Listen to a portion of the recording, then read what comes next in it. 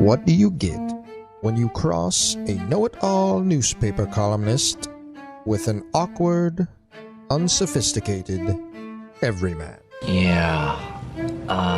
Well, I'm just not sure about that right now.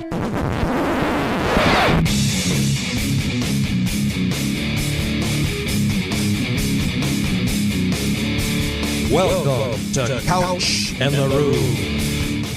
Welcome to Couch in the Rube, our Friday show, presented by our friends at Firekeepers Casino and the Firekeepers Casino and Sportsbook app. If you've got games you want to bet this weekend, even if you want to bet against the Spartans, you can download the Firekeepers Casino and Sportsbook app. Newly built, it's upgraded. I like the old one. More people like the new one. And if you want the in-house sportsbook experience, you can go to Dacey's Taproom and Sportsbook on I-94 in Battle Creek. Unbelievable place there at Firekeepers Casino. Don't need to go to Vegas. It's better right here in Michigan at Dacey's Taproom and Sportsbook at Firekeepers Casino. And our Friday afternoon show also presented by our friends at Front 43 Neighborhood Pub and Cask and Company Kitchen and Bar. Another great place to watch a game. In fact, I would say the best place in town to catch football, soccer, whatever it might be. And if you're worried you might, the Michigan State game at Indiana may depress you, there'll be lots of other games on at Front 43 and Cask and Company. You can also make a reservation for a date night or any occasion at caskandcompany.com, one of the best reservation systems you will ever see. Jason, how you doing, brother? Go out there, play hard, stick your cleats so far up their asses that they've got to use the cleats to brush their teeth with. I'm not talking about this. No. Hey, man. What's going on? Hey, are you going to congratulate Curt Cignetti on his contract extension? This guy went from making $400,000 at James Madison. I mean, he's going to be breaking people off now. He's a legend. You know who I feel good for? Jonathan Smith. No, Cignetti's children. That is true. They are going to... although making $400,000, I mean, you're still getting a decent inheritance, but now it's just like... That doesn't last as much, especially now when you're planning his demise. You're like, man, I can't wait till the old man kicks it. This is very different. Yeah, rich as fuck. You make sure he stops taking his heart medicine, all that stuff. Push him off a cliff like that one rich kid did to his billionaire dad. Whatever you have to do. Yep. Cignetti, look out. Look out. Yeah. Anyway, happy for him. Yeah, no doubt. Besides for a while, all that, yeah, for a while at least. It's pretty crazy. It is. It's very similar. Now, are you going to look through him? Like I used that pic with you folding your arms when you were listening. I forget what player. It's one of my favorite photos of you because it actually makes you look kind of good. But it looks like you're looking through the player. Are you going to have that glare, that look at Cignetti? Because I know you don't like him really. I don't have any problem with Cignetti other than his scheduling. Oh, that's what I. Will don't you bring like that up to him? Right after the game, it'll be good for the show. It'll be good for Spartan speak in this show. I don't know if I'll get to talk to him. The way they do these post games at most of these road venues and most venues is the press conferences are separate and simultaneous, which kind of sucks. Very rarely do you get both coaches in football anymore. And sometimes at MSU, at least, they're right next to each other. So if the timing works out, I'll jump back and forth. But it's felt all of Fred You're going to feel a lot of Fred Human. You and Freddie are going press conference to press conference, man. Jeez. I wonder if Fred will make this trip. I don't think Fred's making this trip, actually. I can't imagine. They usually send to the Stout people. Gonna?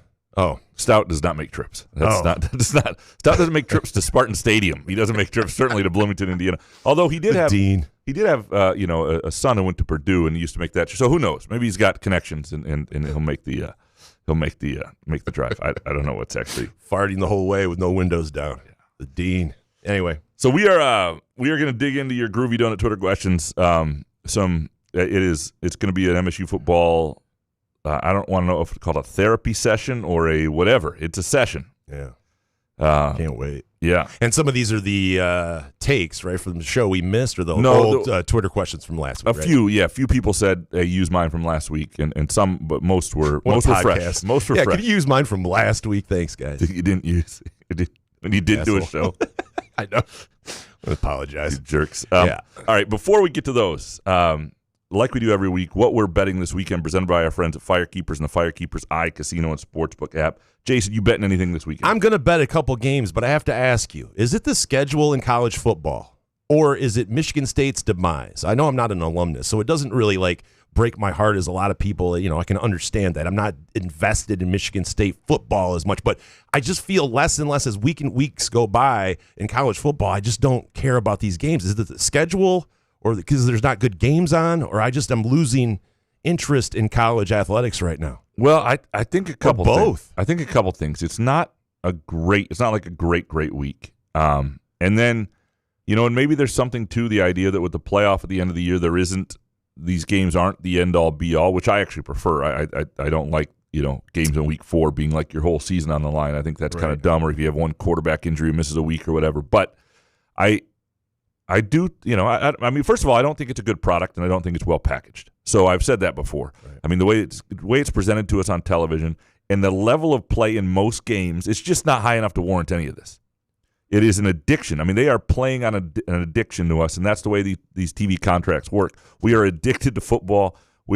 Think about it. There must be athletes in other sports that get zero money, no NIL, but play at a really high level, and God, what a bunch of morons in this country that love football. It's like 3 incomplete passes, and these guys are like, I need more. Says the guy that watches endless soccer bullshit. Which is a hell of a lot higher quality than Premier League soccer versus college football. So I don't know. But 1-0. Yeah. I know. I understand. With that being said, I have 2 games that I do like. Okay. The Holy War, Utah at BYU. BYU, the home dog, getting 3.5. I think Utah still wins this game by 1. I think BYU can cover that at home. I also like USC I got these on Monday, so I don't know if the lines have changed, because I'm trying to do on Monday morning kind of gut feel, tracking my picks that way. And these are the 2 picks that I like. USC plus 9.5 at Notre Dame. Love it. Yeah. I love that USC game. I'm probably going to be on it too. I think USC is better than people think. I think, look, week to week you can have issues where they go to Illinois, they don't have a great week. Illinois had a great week rising up after a bad loss. Shit happens. But I think USC is as good as Notre Dame, and I think 9.5 is too much on the road. I don't get that. I don't get that at all. I am not surprisingly betting soccer this weekend, which is back after that ridiculous international break. Total waste of time. The couple games that I really like. I think this is the very end for Ange Postacoli at Nottingham Forest. And What'd you call me? Chelsea on the road, -0.5, just has to win, -120. I like that. I think Chelsea gets it done there. I also, I think Arsenal's for real, and I think they take care of business. You can get Arsenal -1, which means if they just win the game, you get your money back. But if they win by more than 1, you win the bet. And I think they'll win the game at Fulham, and that's -120 at -1. Those 2 games I like an awful lot, and a little bit curious about Aston Villa at Tottenham at +0.5. So that even if they tied, you'd win that at -130. But those are the games I'm betting this weekend. So is that a lean? You're just I would curious? call that a lean. Yeah, okay. A lean. Yeah. Not an official play. Is that you getting out of that if it doesn't work out? Oh, I didn't say to bet it. I just said it was a lean. Well, the best thing about a lean is if a lean works, then you're like, well, you should bet my leans. I mean, my leans worked. It's a great way of having great lean guy. This guy, no accountability. 15-2 in leans. Yeah. There you go. That is what we're betting this weekend, presented by our friends at Firekeepers and the Firekeepers iCasino and Sportsbook app. By the way, I'd bet the NFL, but it's a scam. Basically, it's like the WWE where everything's predicted. The whole thing's rigged. We'll get into some of that here in these Groovy Donut Twitter questions. You ready? Yeah. All Eric Schultz up first, of course. Is the best case plausible scenario the following? MSU gets killed versus Indiana. Michigan loses, and MSU fires Smith to try to get the interim coach bump against a Michigan program that suddenly has some pressure on them. Well, if you're saying if it's best case scenario, I guess it's what you want. It's what you decide you want. I mean, that is one scenario that I believe could happen, that if things go horribly non-competitively for Michigan State against Indiana, where it's just sort of embarrassing on the field and it looks like they're done, that'll be the end. And then you got an interim coach against Michigan, so the expectations are low, but Michigan's not. Not Good a game luck, buster Courtney. team. Have fun with that. Yeah, trying to rally these guys around. So best case scenario depends what you want, but I think for people who are out on Smith already, entirely, then that is the absolute best case scenario. Next one from Eric. Can we stop with this Smith would have been fine in a different era nonsense? Of course, the nature of the era didn't help him, but he's been terrible, awful at everything. It's been an abject disaster. In this era, in the last era, in every era, this was simply a bad fit. I don't know that it's every era. I disagree. Yeah, I'm with you on that. Because I think if this was 10 years ago, when after 18 games, you might be like, yeah, this isn't great so far. But it wouldn't be a question whether. And that $30 million buyout changes, too, 10 years ago, right? Well, but the other thing is 10 years, we just wouldn't have a question whether he was coming back for a third year, whether he was going to have more time, whether time to build his own thing. And players wouldn't be able to leave. And like he would have gotten to keep probably Derek Harmon, for example, coming in. There would have been players. It would have been a different scenario in terms of how you recruited a roster and then were able to develop. And his track record there has been pretty good. I don't believe the every era thing. This has not worked. It has not been a fit to this point. He has not been able to connect with MSU fans. But I didn't see it as you had the West Coast thing where he's not from around here, and that not understanding the Michigan rivalry, I think that hurt him last year. But it's been and not being able to sort of meet MSU fans with how they feel in the moment, I think has been a big problem about a lot of, that ability to communicate and connect. That's a challenge if you're not winning. And so obviously they have not won. There have been several games that have been disasters, the Michigan game, the Rutgers game the last 2 weeks. And I think that's how you wind up here. But I don't. Do we mention the comment about the offensive line after the UCLA game? I just gravitate back to that with Solari, in his post-game comments. I understand the game just happened, so you're coming off that, but still, did not know how bad your offensive line was wild. Yeah, it's interesting. I go back to a conversation I had with Jonathan Smith right before the season, and I asked him about the offensive line because there's been a lot of talk about how much depth they had and how much better they were. And I sort of asked, is this really that good? And he made it clear they're not anywhere near as good as his best lines at Oregon State, but he thought they'd be improved. Like shucks level or it was sort of like maybe people are thinking a little too much of this line. That said, I do think they believed if healthy it would look different. The problem I have, and D'Antonio made this mistake years and years ago with the 2012 receivers, I want to say, or maybe it was whatever. Whenever they lost a bunch of guys, and it was like Benny Fowler taking over as the number one guy originally, and he wound up being a good receiver eventually, but they were not ready that year. And because of that, there was a lot of hype put on them, and when they weren't ready, it got kind of nasty. And the offensive line this year, there was a lot of talk about depth, and now they were 10 deep, 7, 8 deep. You can rotate all these guys. It turns out they're not that deep, or they're not that good. And losing a couple guys, the key guys, was too much. You got to be careful as a staff to build up guys, to build up depth when something doesn't potentially actually exist. Last one from Eric Schultz. Graham admonished my pessimism a few weeks ago. I got to know. Were you just playing devil's advocate all the times? You were all, it might go badly, but it might not. Or did you not see what most of us clearly saw? That this thing going poorly was by far the most likely scenario. Are you a Michigan State mouthpiece, Graham? Is that what you're saying here? Eric was on it. Eric was on it early, and he wasn't alone being on it early. There were other people who've been out and did not think this was going to work. I thought we'd see more competency from the staff, and I thought, I thought for a while the connection was an issue, but I wondered what it would look like if they could overcome it through competency, and they, had some a little bit of recruiting momentum over the summer and things like that. And so I wanted to see what happened if Smith and his staff got their fingers in the fingers. That's the wrong word. Got a grip on a couple good wins. So get your fingers in there. Yeah. What a creep. Did I admonish you? Eric, if I admonished your pessimism, I apologize. How dare you? And Eric's not wrong. Eric remembers this. He remembers more of the show than I do. Dominic, how come Ebling called MSU fans delusional in who they want for a new coach this week no less than 12 times? Then he has the audacity to have Steve Grinzel on, who recommends Pat Shurmur and Pat Narduzzi, and Jack goes mute. Never surrender your studio time again, in all caps, he says. Who's Steve Grinzel? It sounds familiar. Can you refer? Steve Grinzel? Yeah. He used to work for Booth Newspapers, which is now MLive, but he was gone before MLive really happened. Jesus. In fact, when did that happen? MLive. Okay. Yeah, like 2012. Yeah. Okay. Booth Newspapers. So when I was in Kalamazoo, which was part of Booth Newspapers, he was the MSU. You worked in Kalamazoo. Yeah, he was the MSU writer. In fact, when he retired in 2009, that was the first time I was offered the MSU job for Booth. Jesus. And so that was What a storyline. Yeah. It's almost a story worth telling, presented by Midtown Brewing Company, but it's not that good. It's not that good a story, so won't do that to Midtown. Could you imagine this show if Pat Shurmur is announced as the head coach of Michigan State? Be incredible. Oh man, Be incredible. I mean, Narduzzi, I don't know. Be a There's big like day a small percentage, but like Pat Shurmur. Fuck. Anyway, all right, Dominic, is it physically possible for you to not mention Bradley Beal and tell me what could Ishbia do to allow us to take the biggest fucking swing imaginable with MSU football? And who would you call?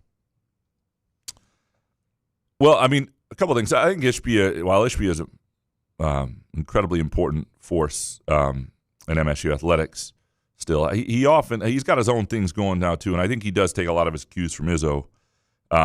So how could he possibly have time to fit Right. in MSU athletics though? And at this day, well, Mortgage thing, you got the Suns, and he still cares. What could anybody do to allow MSU to take the biggest swing imaginable? It would be to write a check, and frankly, the best thing they could do is write a check and get the F out of the way. That's not what. How much can we count from Hayos? People write $500K. It's not what people write checks do, but and rightfully so. Frankly, if I'm giving a massive amount of money, I want to say, and that's part of the way it goes. But you want Michigan State to have, if they make a change, the ability to go after anybody you can dream about, and that takes finances to do. Dominic Graham, 7 years into the pod, I take a little joy in being correct for the 403rd consecutive time. One of these days, one of your Brandon Sowards, Noah Kim, Jay Johnson, Madi Sissoko takes will get me. I don't want your paycheck, but could you be willing to give me a free LSJ sub? This is not how this world works. Even Jason. This is Sissoko. Jason pays for two. You can't. Not anymore. I mean, that was like a couple of years ago. You were doing some promotion. Can you sign up for this real quick? And then I forgot about it, and I was paying $79.99 a month. Yeah, that's how we get you. Yeah, but the Rube doesn't even get free stuff. My mother doesn't. My mother pays like the most of anybody because she's still got the 7-day or 6-day print delivery that we do. Jesus, how much does that cost? $9,000? It's up there. It's about $8,000 a month. Yeah. But she's got to support me, and so that's how we were able to do this stuff. So, thank my mom. Yeah. She thanks you. Really, the Sissoko thing, though. Man, I missed that. Dominic Graham, who restricts free speech more, the FCC or you? What are you doing, man? I don't. Where am I? Why are you the FCC? Where am I restricting free speech? By not having a show? You're editing Dominic's questions. Oh, well, Wait, you just coming up with this out of like thin air? Cutting the use of the word whore is not, preventing free speech. That is I don't true. Think, yeah. It's just a family show here to some degree. How else do we say whore? Yeah, right. Trollop. The Dexter Busey of Southern Maine next. Am I crazy to think that Jonathan Smith should get this year and next year to coach? Next season's schedule is tougher, and unless you get John Sumrall and half a Tulane to coach, you're not replicating Indiana's success. MSU would be the 5th best job this cycle. Not going to get a Plan A coach in 2025. You don't need to win in 2025. First of all, at some point, MSU is going to have to just embrace and lock into a coach and say, this is our guy. We're going to give him time. We're going to be all in financially, resources wise. You got the administration. This will be a J-Bat hire. If they make a move here, so that will be different than what Jonathan Smith has dealt with. Jonathan Smith has not had, and frankly, some things aren't his fault. He has not had the financial support you need to win in college football to this point. And so that is unfair to him. What is fair is in the games where it's been 50-50, in the games where you probably could win anyway, they have not looked better. And then he is not connected with MSU fans in a way that would buy him time and understanding, which I think you could do. I think you could have all of Jonathan Smith's screw-ups in games to this point, where you lose at Michigan after looking like you have a chance, where you lose at Rutgers at the end of the year where it's like, oh, God, where you have the last 2 weeks, and none of that would be good, and people would have doubts, but you could have that and still not be in this situation if you connected differently with people. and with fan base, where they would be a little understanding, where you could feel like there was still a way to momentum. Now, it would help if those things also didn't exist. But to actually be a winning program now, I think people will understand if you don't have the Jimmies and the Joes yet. I think people will have to learn to understand that in the rev share era, where even the thing about the rev share is, you got to figure out how to get more money beyond that and what that's going to look like, and that's on J-Bat to do and MSU to do, and them to coalesce donors, and that's on the next coach to help with that and all that stuff. And that's something Jonathan Smith I don't think is a strength of his. But you also have – I think people will deal with and the other thing about I lost my train of thought there for a second, which I'm really bad at doing this. The other thing about that is the Purdue's of the world and other people all have at least like $15 million in rev share. So it's harder to – there aren't going to be as many even crummy programs. There'll be a lot more parity. But people will deal with not having the Jimmies and the Joes and losing for a little while. They need the other stuff. They need to feel like you're meeting them where they are. They need to see competence in games where you have a chance. And that's the stuff that's been missing, and I think that's what bothers people. Jer Bear next. Is 34 NHL draft picks in one college hockey game good? Yeah, if you have a chance to watch it Friday night and Saturday night, frankly, but Friday night, Michigan State, Boston University. It's on, I think, ESPN2. That's a hell of a college hockey game. Michigan State on the road. It's hell of a series. Very cool they scheduled this. I love when Michigan State plays BC or BU early. I just think that's fun early season college hockey to get a sense of who MSU really is. Moneybag next. Have we ever seen a team quit this much? Did they really have to do an AI uniform reveal because no player would spend 15 minutes getting film for it? I don't. Moneybag, that's deep. Yeah. You're crushing some tape, Moneybag. I have not heard that. To see a team, well, first of all, quit is a strong word, and I'm always careful to write it, to say it, because I do think they were demoralized last year, and you get, Jalen Berger from UCLA, formerly played at MSU, saying Michigan State didn't want to, play anymore, and so there's some a little bit of confirmation of what we were seeing on the field, and then you get the coaches basically saying, guys were in wrong places trying to do too much, and that's why it looked like that. I don't know if that's why it looked like that. I didn't get the sense that was a team that was flying around just in the wrong places. But it doesn't mean all of them did. And it doesn't take, it just takes a few guys whose spirits are gone a little bit and think they're on their heels, and it can look like worse than it is. And we have seen worse. And we have seen teams more overwhelmed. I mean, you go back to the post-firing of Mel Tucker and like that Penn State game at Ford Field, where it was just, they knew it, and they didn't even try to do things that were going to put their players in bad spots. They're Michigan, you go back to the 49-3 Michigan Bobby Williams game. Like there have been what's D'Antonio's line? It can always get worse. That UCLA game was brutal, though. It was not good. No, that's why we're here. It doesn't beat the ones you mentioned, but it's definitely up there. That's why in 2 weeks you went from some promising thoughts after the USC game to what the hell was that against Nebraska? That's not good. That's a problem. To the conversation we're having now. In 1 week with a guy who's only coached a year and a half, that's how you get there, because that's how bad it was. It was not good. Moneybag, what's being done to light a fire under this team before next week? Michigan is complete ass, and there's no reason we can't beat them. Smith going to the podium saying the players didn't quit and we have good coaches who are going to keep improving isn't going to wake anyone up. Well, I think they're plenty motivated. That's a weird thing. Like, how do you motivate someone? I think they're plenty motivated. You're motivated by getting your ass kicked. You're motivated by embarrassment. You're motivated by your own pride. You're motivated by your teammates and all the work. I do think, I would be very surprised if most of these players aren't very much still invested in this season. You can make money still and transfer. You got to put good tape together. Yeah, it's so the players, definitely want to still play. You don't want to go out there and quit and have that on tape if you're trying to get the hell out of there, or you're trying to stay for the next coach.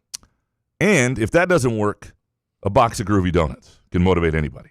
Like I'm going to tell you right now, hung out with Monica and Andrew last week. They brought over Groovy Donuts. It was just brought even over some test ones. They were testing to see how good they were. They do not fail. There's lots of great stuff. The raspberry hot honey fritter, which is unbelievable, available in October only. The Dubai chocolate old fashioned, Some really great stuff. They've got chocolate monster bites if you want Halloween-themed donuts, fall donuts with pumpkin spice cake donuts. Just incredible offerings, of course, at Groovy Donuts. Go to groovydonuts.com and place your order today. They're open 7 a.m. to 1 p.m. Thursday through Sunday. Make them part of your college football weekend. If you're getting a bunch of people together, whatever it is, or you just think this MSU-Indiana game may not go well. I may need to console myself. Nothing does that better than Groovy Donuts. groovydonuts.com. Sparty Ben next. I wasn't out on Jonathan Smith and was disappointed with all the people wanting him fired before this week. But after the absolute piss-poor performance he put on this week, he needs to go. You don't get 3 to 4 years anymore to turn stuff around, and this isn't about Cignetti. In the current climate, you have 2 years to turn a program around, and he hasn't shown he can do that at all yet. And from Rich Searing. 1, I used to firmly believe you needed a coach a good 4 and 5 years to see if he can build a good program. In the new era with NIL and portal, is this even rational anymore? Not without progress. Like, you cannot be sure of a ceiling of a coach, but you need to see progress within that time, a little bit more linear progress probably. You cannot let it get embarrassing. When you need momentum, that's the difference. It used to be, it just when the transfer portal wasn't what it was, and NIL wasn't what it was, and so players weren't jumping, and players didn't have the sort of leverage they do, and they were more invested in your program. You could handle a bad year. It's different now. You have to have momentum to recruit, I believe, or you have to have a lot of money. Now, to be fair to Jonathan Smith, if MSU had it shit together financially, NIL in ways that like Texas A&M does or other people do, I think this would look different. And so it's not all on him. This is on all of it. And Mel Tucker, 2 weeks before he was fired, and this was for different reasons, but I sat down with him, and his quote then gets overshadowed beyond then because we don't have enough time for all of that. That one? No, but he basically told me, like, people got to start. If people want this to be a major program, they got to start behaving like it. They got to start spending like he knew they didn't have it then. Now, the rev share, MSU is going to be fine there. MSU is going to be able to do its share of the rev share. The question is beyond that, and this was the last season. Keep in mind where you had just unlimited spending, unchecked spending before July 1st, before the House settlement in the place, and I believe there will still be a lot of that out there. But this was a different kind of year, and MSU I don't think could compete with, or a lot of the top teams could in that realm. There was, if Bryce Underwood wanted to come to Michigan State, and I'm not saying that was a thing. I'm just saying that I'm not sure they could come up with the $10 million or whatever it was to do, whereas other places had that. I'm not, Texas A&M. Everybody's going, Mike Elko's a genius. Well, I'm going to tell you what, a lot of coaches will look like a genius with the defensive line they purchased this offseason. And that is something you have to keep in mind. That said, we go back to what I talked about earlier. The reason we are actually in this moment talking the way we are, which feels bizarre, feels premature in some ways, but because this guy was just hired. It wasn't that long ago we were talking about Mel Tucker, right? Is because of a lack of ability to connect, to sell, and then in the moments where all you need to win is competence, or you just need a program that where it's 50-50. MSU isn't winning those games. Where MSU has the opportunity to win, they're not, and that's why you're here. Skylar Verdon next. How close were you guys to calling it quits? I thought the conditions to do so were perfect. Missing nearly a week straight and knowing you're coming back to a show that's going to be nothing but negativity. I got to say, I don't know. I was excited. I was bummed that we missed the show before we left, to be honest. We had a good show last Friday. Or Thursday. I think we were both excited to do it. Yeah, we weren't looking. I mean, we like doing this, or we wouldn't be doing this. Right. That's the thing. We joke and say that, but yeah. Jeff Green. Is it possible the best of MSU football is behind us, and we can only hope for an occasional relevant season every now and then? Is MSU even a desirable football head coaching position? If so, why take off the Spartan green glasses when answering, Graham? Rube, tell it like it is. What am I telling? Is the best of MSU football behind? I would hope not. I just don't know what the next hire will bring. I mean, you got to fire your coach first, But come on, let's be serious. After this ass kicking against Indiana, it'll have to be over. Interim coach Courtney Hawkins. Certainly, you had a moment where you had more than a moment. You had a stretch. You had years. You had a good part of a decade under Mark D'Antonio where MSU got to play in a pond that it was hard to imagine, right? And the idea that they could get back to that point and consistently do it, I don't know. But why can't we look at the Cignetti and Indiana thing and take from that and go, it's possible? Like, I understand it's highly unlikely, but I mean, to get a guy from James Madison like Cignetti, who was an older guy, overlooked guy, you have all these searching committees. They're going to pay these searching committees millions of dollars for no reason. So you've got to find that guy. I think it's possible in this era to find a guy that can just hit lightning in a bottle. That's what Cignetti is. He says this is possible, and he your dream. He gives credence to your dreams because Indiana. I mean, Indiana was a miserable freaking place. Indiana has had. I'm not talking about it as a school. I think it's a great campus, but they've been basketball. They've been to 3 NCAA tournaments in the last 10 years. Is Zach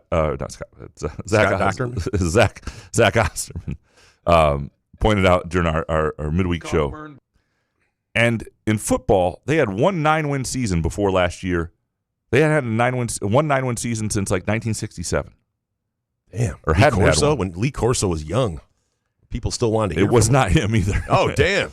Michigan State had 10 since 1987. And that's beyond just the D'Antonio era. So, like, if it can happen at Indiana, it can happen anywhere. Now, the odds are against you. It's like Izzo. Izzo's gotten so many coaches fired over the years, and he almost got fired himself because it did take a little time for him to get it going. Different era, of course. But because he took a middling program and made them a power, right? And that is the dream of every place that isn't where Michigan State basketball is, to have what happened with Izzo happen. It makes it possible. It's just very unlikely because everybody keeps trying it and it's hard to do. But MSU is lucky to be one place that when it's going should be, it should be a top 25 program in terms of resources and interest and brand. And so it has things going for it that allow for lightning to catch again. But, it just they're going to have to get the right guy, and they're going to have everybody, never more than now. Coaches used to always talk about you got everybody moving in the right direction. Row the boat, as BJ Flex would say. Everybody's got to row in the right direction. Never more than now you got to have it.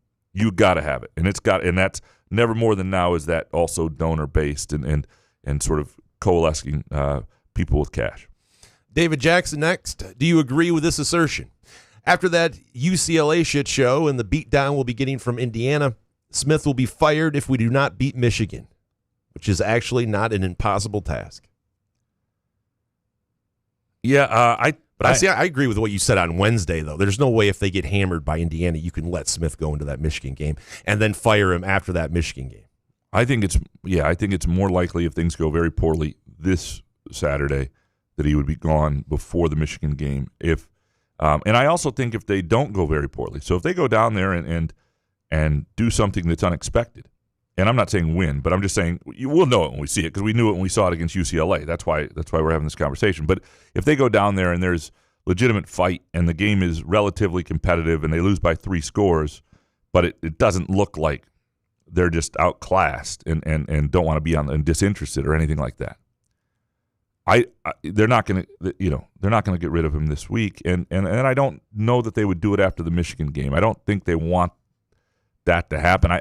The other thing, the Michigan game is interesting too because if you win it, then it changes things. They really got to do something this week to give them that opportunity because Michigan's better than Michigan State. They're better at the line of scrimmage. They're better in certain areas, but we just watched Michigan play USC. We watched Michigan play Wisconsin, who's awful. Michigan is not a great team this year, and I don't think anybody would. And Michigan State has, risen up and beaten Michigan out of nowhere before, and I don't even know if this would be entirely out of nowhere given the state of Michigan, Michigan's program right now. But I think it's more likely it were to happen after this week than next week. And the weird thing is, it's hard to know even to me, if you're all out on him, the first, especially if this week sort of shows it, if you're the athletic director or you're, the powers that be at MSU, then you just got to make the move because you're just wasting time otherwise. If you're still hoping that either this can work to some degree or it's just not ideal to be doing it now or this year, and I think if you think it's going to happen at some point, you're wasting time. But then you'd like to see if they can pull off something unexpected. Because here's the path that's there that's still a little interesting. And again, I do not think this is going to happen. Wait, hold on. You are about to enter the spin zone. with noted newspaper columnist and radio host Graham Couch. If you're Jonathan Smith and that staff, if you're that program, if you're anybody who still would like to see this work for him, what you're hoping is it's moderately competitive against Indiana to the point that it's clear they haven't quit, and you're not going to make the move then, right? It doesn't seem like an obvious time. And then they beat Michigan. Because now you've just got a coach who beat Michigan. And not a great Michigan team, but it's still a win over Michigan. It's getting a foothold in that rivalry in a way you haven't had in a long time. And then what's left on the schedule? An Minnesota team on the road, tough game. I don't think they're going to win that, but a Penn State team without its quarterback that's fired James Franklin, who knows where their heads will be. And then Maryland at the end of the year at Ford Field. Like, there's a path to 6 wins if they were to beat Michigan. There's a path to a bowl. And again, I do not think this is going to happen. I'm just saying this is if you're in that building, that's the hope that's still there. There is more hope in that sense than there would be, for that sort of thing than there would be in a lot of situations like this. Again, I don't think that's going to. That was beautiful, though. You're welcome. Gave you some hope, though. David Jackson, will Pat Fitzgerald or James Franklin ever be a head coach in the Big Ten again? And if so, will either ever coach in East Lansing? I don't know if they'll be head coaches in the Big Ten. I do think they'll both be head coaches again. Because even if they want some time off, and I think there's been reporting that Franklin has to at least look for a job in sports or was it media. Unemployment? Yeah. But to collect his buyout. Check in with somebody? I do think that both of those guys, the way it ended, will want to have their legacy end differently and prove something. And so I think both those, and they're both young guys still. I think they'll both money coach and again. run, dude. Yeah. Costa Rica and live. David, can Graham explain and help us understand the private equity funding proposal that's under consideration? What do schools get out of it? And what do they give up? Does Graham like the plan? I don't like any deal with private equity in college sports. I don't think it's a good road you want to go down. I mean, who gives money and doesn't want anything in return? Correct. And the big thing and it depends if what I've read is that the media rights deal would then be extended till deep into the 2040s. You don't want that. You don't want to get locked into anything unless Tony Petitti is a little bit of a genius. The only reason to get locked into a media rights deal that long is if you think Petitti's a genius. No, but if you think this shit's going to crash at some point and the money isn't going to be there, I think live sports are the last of the Mohicans where the advertising money's there and networks and streamers are going to fight and pay for it for a little while. But if you think at some point people are going to realize, hey, there's 47 to 55 minutes of commercials broadcast. This level of play isn't that good. There's a little whatever. Eyeballs are going to go down. This isn't actually worth the money. That future contracts won't be as big as they are now. Then maybe that's the sneaky thing, getting the extended media rights deal. But in terms of private equity, the deal that I've read that they are looking at is a deal with perhaps a California pension fund that would basically, the good part of it relative to the way private equity usually works is I don't think they would have a seat at the table. They would basically become an extra member of the Big Ten, a 19th or 20th school, however they want to do that. The conference becomes a school. I think they become, so they get like one share of everything. Again, I would stay the hell clear of private equity. If you can't figure out your finances without turning to private equity, you got big problems. And maybe there are big problems in college football, but then scale it back. And, right now look at the size of the buyouts and the coaching. And I know these schools can't help themselves, but maybe everybody has to suck and go through hell for 10 years to figure out the finances of it, because you ought to be able to So like do being it. a Tigers fan. Yeah. David Jackson, if you're out to watch football near campus on a Saturday, where's the best place to be and where they actually play the sound of the games? Remember the great setup at Damon's. Oh, yeah, Damon's. 3 monster big screens and speakers on your table with a toggle switch so you listen to the game you want. The toggle switch was nice. I like that. Dude, I remember Damon's. Yeah. Oh, yeah, that was a great place to watch the game. It was good. It was a good place. Games, yeah. And that's a good around here. I'm sure with the MSU game, people have it on. The problem is when it's not clear what game people want to have on. Nobody's ever going to put the game on because they don't know there's too many games. But I think a lot of people, except that are sponsors, of course, they have the games on for you. Yeah. Then they will put the games on you. Some sports bars have everything automated. You go to Front 43 and Casting Company, they'll put the actual game on. Yeah. I would be interested. I've not been there during an MSU game. Whether they sometimes put the sound on for big games, especially on the Front 43 side. I know places that have done that for Lions games over the years. Back in the day when I used to go to Trippers, they'd have the sound on, back in RIP. So I don't have an answer for you, David, but I certainly understand why you'd like that. G.E. Miller, if Jay Bad is sure he's moving on, why not get a jump on Fitzgerald, Meyer, or Franklin ASAP? It would be like getting a 1-year head start, evaluate talent, recruit, get the right staff, develop and implement scheme. MSU is not going to find a better coach than those three. Well, they still have a head coach today, and so that's the thing. Oh, that's right. Right? My bad, Jonathan. Yeah. Shucks. I thought we were at the interim stage. My bad, man. So you have to forgive us. But if they do make a move, and I don't know where Jay Bat's head is on that entirely. Come on.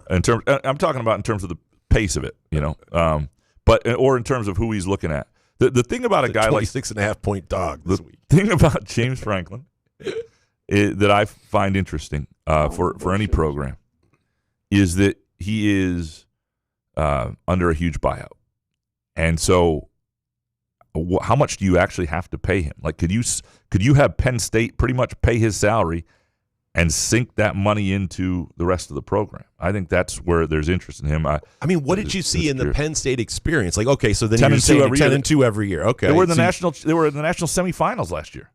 MSU would kill for that right now. MSU feels so far away from the best of James Franklin. You deal with the downs of James Franklin later. Now, if you think he's a jerk or an ass, or I saw Todd McShay's post that he's all about himself, and maybe he is. But Kurt Cignetti's no picnic to work with. I was about to say, aren't most coaches though? There are a lot of jackasses out there. Now, you can be different whether you're all about yourself or you're just prickly. There's two different things. But you can be those things when you win. You can be prickly. You can be an ass. James Franklin won a ton. He took over a program that was in shit shape, but he won a ton. A better coach would have won natties, though. Okay. Austin Wolf. Graham, please stop with the Fitzgerald pizzazz. There's no way in this landscape you think he's going to satisfy this fan base and get the job done. Pizzazz. Don't steal that one. I saw you use kick rocks last night. Made me laugh. Where did I get that from? Like a 90-year-old guy. How would you get that from me? I'd be on your walks with your mother. My mom does not say kick rocks. I mean, I didn't know where else you would have got to kick rocks. Anyway. Yeah, I'm sure I got it here on this show. Probably it's probably I get most of my vocabulary from the Twitter questions. That's how I learned the word whore from Dominic. Whoa, yeah, Cockburn. Anyway, look, I'm a Pat Fitzgerald guy. I like him a lot. Yeah, we know, and so I'm not going to apologize for that. Austin Wolf, go and listen to all of Cignetti videos from this week. The guy puts faith to action. Says all the same things every other coach does. But there's proof from the staff, players, and organization of winning culture. Continuity, walk the walk, be real, keep players fresh. It's not just that he has the results we want, but he reminds me of Izzo in a lot of ways. No, there are things about him that I think, people like. He seems like a guy who really holds people accountable in a day and age where that's harder and harder to do. And he does. He talks about short practices, efficient, holds people accountable. There's a lot to like about him. Nobody's dissing Cignetti. Cignetti's incredible. Am I dissing other than his scheduling, which is... Well, that's dissing him. I mean, technically. Fuck, schedule somebody. You're playing Division I football, Big Ten football here, man. Munfield Keg is Kurt Cignetti and staff just the ultimate outlier. He brought both of his coordinators from James Madison, and they have done well and identified people out of the portal. I know Rossi wasn't a Jonathan Smith guy, but Lindgren was, and both coordinators, Mel, were bad. Is it too much for MSU to ask for one? One great coordinator is what you're looking for? Just one. A decent. Yeah. I think Rossi's a decent coordinator. I do. I'm not going to tell you he's not. I'm not going to lie to you what I think. I think he's a decent coordinator. You're a mouthpiece for the university. I do not think he has the horses. And I will remind this fan base, and we do this all the time with Narduzzi, that there was a time where people thought he was a crap coordinator. Jordan Villarreal next. How can you say MSU should expect to be middle of the road in the Big Ten?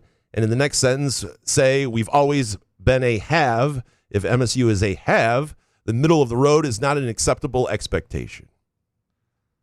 It's a fair point. Have I said they should expect to be middle of the road in the Big Ten? Probably. I don't. If I do, I apologize. I think it's fair to expect them to compete in the upper half of the Big Ten. I do. Now, most of the Big Ten, if you look at a lot of the halves in college football, that's a lot of the Big Ten. But I think it's fair to expect and want and reasonably want MSU to compete in the upper half of the Big Ten and have its years where it shines near the top. I think those are reasonable expectations. Austin Wolf, Jason, Tigers better get serious about Skubal. $250 million gap. That's embarrassing. Did you see that? Yeah, but it's from John Heyman, though. He's like a Scott Boras. You're the mouthpiece for Michigan State. He's, John Heyman, who wrote the story for NewYorkPost.com, by the way, is a mouthpiece for Scott Boras. Yeah. So, of course, he's going to say that. And by the way, if that's the gap, I mean, I don't let him walk. I don't believe that. But, I mean, it's the amount of years more than it is the money to me, right? Like, I don't know why we would have to give him. I mean, I think it's a lot of the Miggy Cabrera situation where we know at the back end of the deal. I mean, I want to have Skubal around. But if all of a sudden the Padres or the Dodgers or somebody comes in with an unreal 10-year, $500 million deal for him, I mean, what are you supposed to do? To me, when you see that, do you see the interview with Skubal where he talks about pretty much not having control over it? I did see that clip. Yes. Like I would sit down with Skubal and tell you, you're not a grown fucking man, and every one of that was your kick rocks comment. Yeah, Boris's. I mean, come on, man. Like I'm sorry, you control your future, and I appreciate clients that have kicked him to the curb and gone with somebody else to sign and do what they want. I know, but you can't fight against Boras. He represents 90% of Major League Baseball. So I just hate that from Skubal. It's a bad look. You're not your own person. You don't think for yourself. You don't want. It wasn't the Cure Auto commercials. That wasn't a bad look. Well, that's a bad look too. Everybody's Eric on Poe. those. Yeah. Get him off my TV. Isn't he a criminal? Like, what's happening here? Get Eric Poe off my TV. It's a fair point. Pablo Ciccone, the people who say hire James Franklin should eat shit. We should have some higher standards than that, shouldn't we? Max Bulla or nothing. Need some juice. So Max Bulla may wind up being a fantastic head football coach one day. He certainly has great football acumen, good pedigree. I think he has coached with and played for people who right. Yeah. But based on his level of experience, like there is no if you hire Max Bulla as your head coach right now, the leap that would be. Again, maybe you have that interview and this is like a younger version of Cignetti who hasn't yet proven like this is what you have to do. You have that interview and that's the guy. You're like, oh my God, that is the guy, and get out on him before anybody else does. But his resume is not ready to be a head coach based on most standards for what that takes at the Big Ten level. It just isn't. I mean, you're talking about major name recognition there because he's Max freaking Bulla. But that's I mean, again, this is nothing against Max Bulla. It's against what it usually takes to become a head coach and then to do it at the Big Ten level. James Franklin's done a lot more proving that he can run a program at an elite level than Max Bulla. And Max Bulla, the next Dan Campbell, though. Again, I'm not knocking Max Bulla. I'm not saying he's not going to be a fantastic head coach at some point. I'm saying he's a pretty young guy still who has not been a coordinator at this point, right? I mean, that's the other thing. Like it hasn't been a coordinator anyway. I'm not saying it can't happen. There's the PJ Flex of the world, but even he did it at mid-major first. And is Fleck a good coach? Are we putting him in some category? Well, he did at Western what just I didn't think could be done. To have that undefeated season. How long ago? 2016. Oh shit. Yeah. Joseph the Spartan. If we were to move on from Smith, couldn't we hire a head coach and mandate to hire Max Bulla as the DC? Did you write this in? I did. It's an upward move, and he could be the head coach in waiting if the head coach they hire is older. Example, head coach Pat Fitzgerald, DC, Max Bulla. Thanks for the example, Joseph. I appreciate it. I did not write this. I am not Joseph the Spartan. Sorry. That would be the worst. If you came up with Joseph the Spartan as your burner. Yeah. Joseph with an F, Spartan. It's like when I used to call Phil with 3 L's. Faucet liquor. Yeah. You can't mandate a head coach to hire. It's not going to work. If you start a person's tenure by telling them who to hire on their staff, it's a bad way to start. Hey, it's a different era, man. Okay. You know what? That's what we just chalk everything up to now. Fair enough. Different era. Scotty Green's El Camino. I went to the MSU game Saturday. We left at half to go eat at Harrison Roadhouse. Couldn't take it anymore. One of the worst performances I've seen live. Are there any other home losses that you think match up to that abomination I witnessed? Oh, I mean, first of all, good for you, Scotty Green. Yeah. Get the hell out of there. Go eat. First of all, yes. I mean, the Rutgers game at the end of last year was in that. Yeah, level. Yeah. I mean, there have been other. I mean, the Penn State game, the end of Mel Tucker. There have been some. Because UCLA did come off beating Penn State, albeit at home, right? I mean, so they did come off that, so they were kind of hot coming in here. But the way they dominated was just unbelievable. Yeah, I don't think UCLA is a horrible team. Now, we'll see how long they sustain this. I mean, I think when you beat Penn State, no matter how sort of unfocused Penn State was, and then you just pound Michigan State at home the way they did. Pound the bushes. I don't think you can say for sure that Michigan State just lost to some trash, but I do think MSU gave them an opening they didn't need to give them. When they were up early and they're up, they score that first touchdown, then it's still 7-3, and then they have that play that doesn't work from the 34-yard line, and you could just feel Michigan State deflate. You could feel UCLA say, thank you very much, we're in this, we're going to take this game. The game just flipped. They had a chance not to let UCLA become sort of the team that they did in that game. Scotty Green, be honest, Couch, no spin zone. Do you think Smith is 100% bought in here at MSU? I don't think you can. I'm sure there are it's days. It's impossible to not spin. I'm sure there are days home with his wife where he goes, "Man, oh shucks, do we make the right choice here?" But I don't think you can run one of these without being all in. I just don't think you can. I think you have too many people under you. You have to fake it at least. Well, no, but yeah, the thing is, you've got all these people to move to build a staff to create a new community that is come east with you. It's like the opposite of the great migration west in the 1500s. These guys came by wagon east. Sorry, that's really bad. Just fix that in post. Yeah. Anyway, and you've got you're responsible for a lot of people whose lives are going to be upended. Not just players, coaches. I guarantee you, he wants this thing to work. Dino Spumoni, what are the chances MSU doesn't play Childs this week and just saves him for one last hurrah against Michigan? Could be his last game as a Spartan. Well, if he's healthy enough to go, Alessio, let's go. He'll go. I just don't. You're coaching for, I think at this point for your season, for jobs, for a lot of things, and you're playing for that too. But I think with any young player, it comes down to, frankly, are they healthy enough to play and execute at a high level? And if they are, you play them. If not, you don't. Matt C. next. Why not? Why not? Can Ned Flowers? Oh, hold on. What is this? Does it mean Ned Flanders? Yeah. Ned. All right. Why not? Can Ned Flanders, after Indiana clubs us, and promote Courtney Hawkins? I still don't know what that means. He's the only coach who's shown competency here. Might give the players some juice before the Michigan game as a former player. It could happen. Again, let's. Yeah, and everybody, and it's very clear everybody's out on the Jonathan Smith here. I am somebody who does not think it's going to work. I don't see a path where it does right now. I just don't. But I am, let's see what it looks like at Indiana before that final death knell is put in there, and I think that's only fair to somebody. It seems to be, and again, this guy's making a ton of money, and so you only feel so bad for somebody. But the players, the assistants, the other people, it just feels like a lot of grave stomping real quick. And I get that he is not connected and he has not really earned the confidence of anybody. But I do want to see what it looks like this week. I do want to keep evaluating where they are relative to, look, if they go out and they get 70-3 at Indiana, it's pretty clear. That's it. And I wrote what I wrote last week because I don't see a path forward where this works. And I wrote that I'd love to be wrong, but I don't see it. And the game last week is one of those games that was a big moment, and it went the wrong way. MSU Stan, if MSU loses to Indiana, will Firekeepers start taking bets on who replaces Jonathan Smith?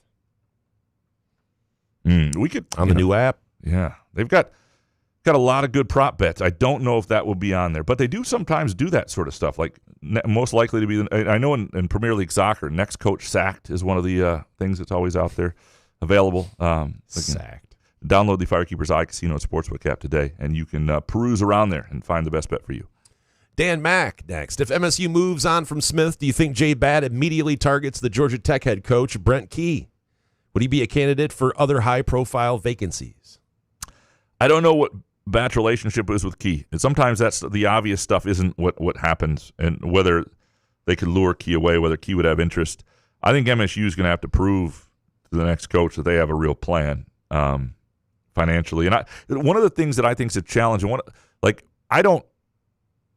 of the reasons I don't believe in my heart of hearts that even if Jay Batt had his doubts about Jonathan Smith, that he wanted this to happen this year, is that you want time to get your feet under you, to do some fundraising, to touch grass and take donors out to dinner and really get to know people and get the lay of the land before you have to make a hire and a decision that's ultimately going to start to define you if you're Jay Batt. This is early. And I think, his heart of hearts, he would like not to have had to do it this early. So, again, I don't know where he'll go, what he's thinking right now. I'm sure he's had a lot of time to think and a lot of phone calls and conversations and probably has a list at this point, but I don't know what it is. Detroit Spartan next. Can he say something that will make me happy about MSU football? I mean, the season's going to be over soon. 6 more games. No, you don't have to worry about it. Yeah. No, I put it this way. Basketball season's coming. I do think that they, if I put it this way, I either think you're going to see them look pretty dang good against Indiana and Michigan, or, pretty soon you're going to have a new coach.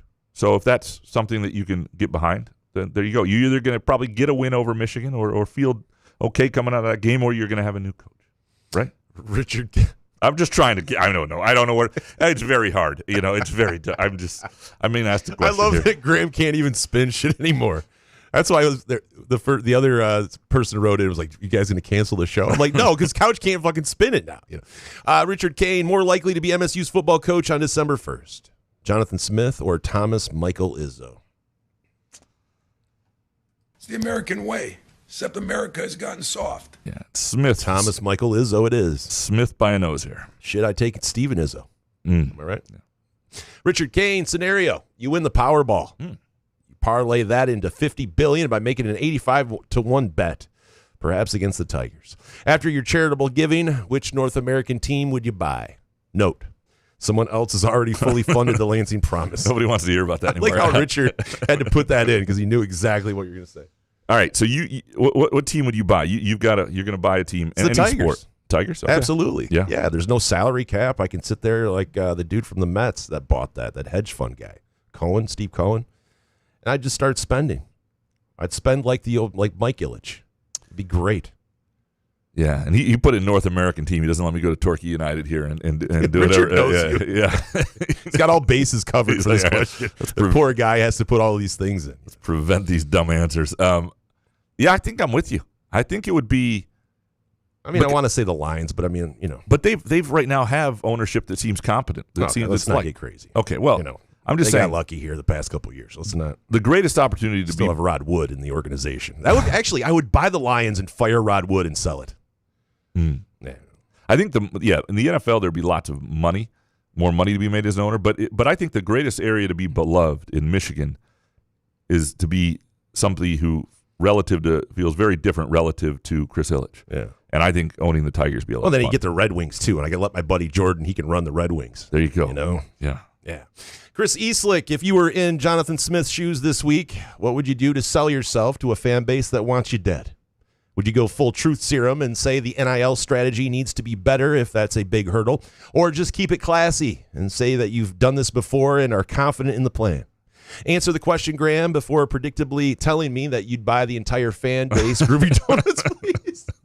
Though we love Andrew and Monica. I would buy the fan base Groovy Donuts. A great way to soothe people over. Again, for your tailgate. It does make you forget about things, Yes. Yeah. Makes things better. Yeah, and if you screw something up at work, I'm telling you, bring a box of Groovy Donuts the next day.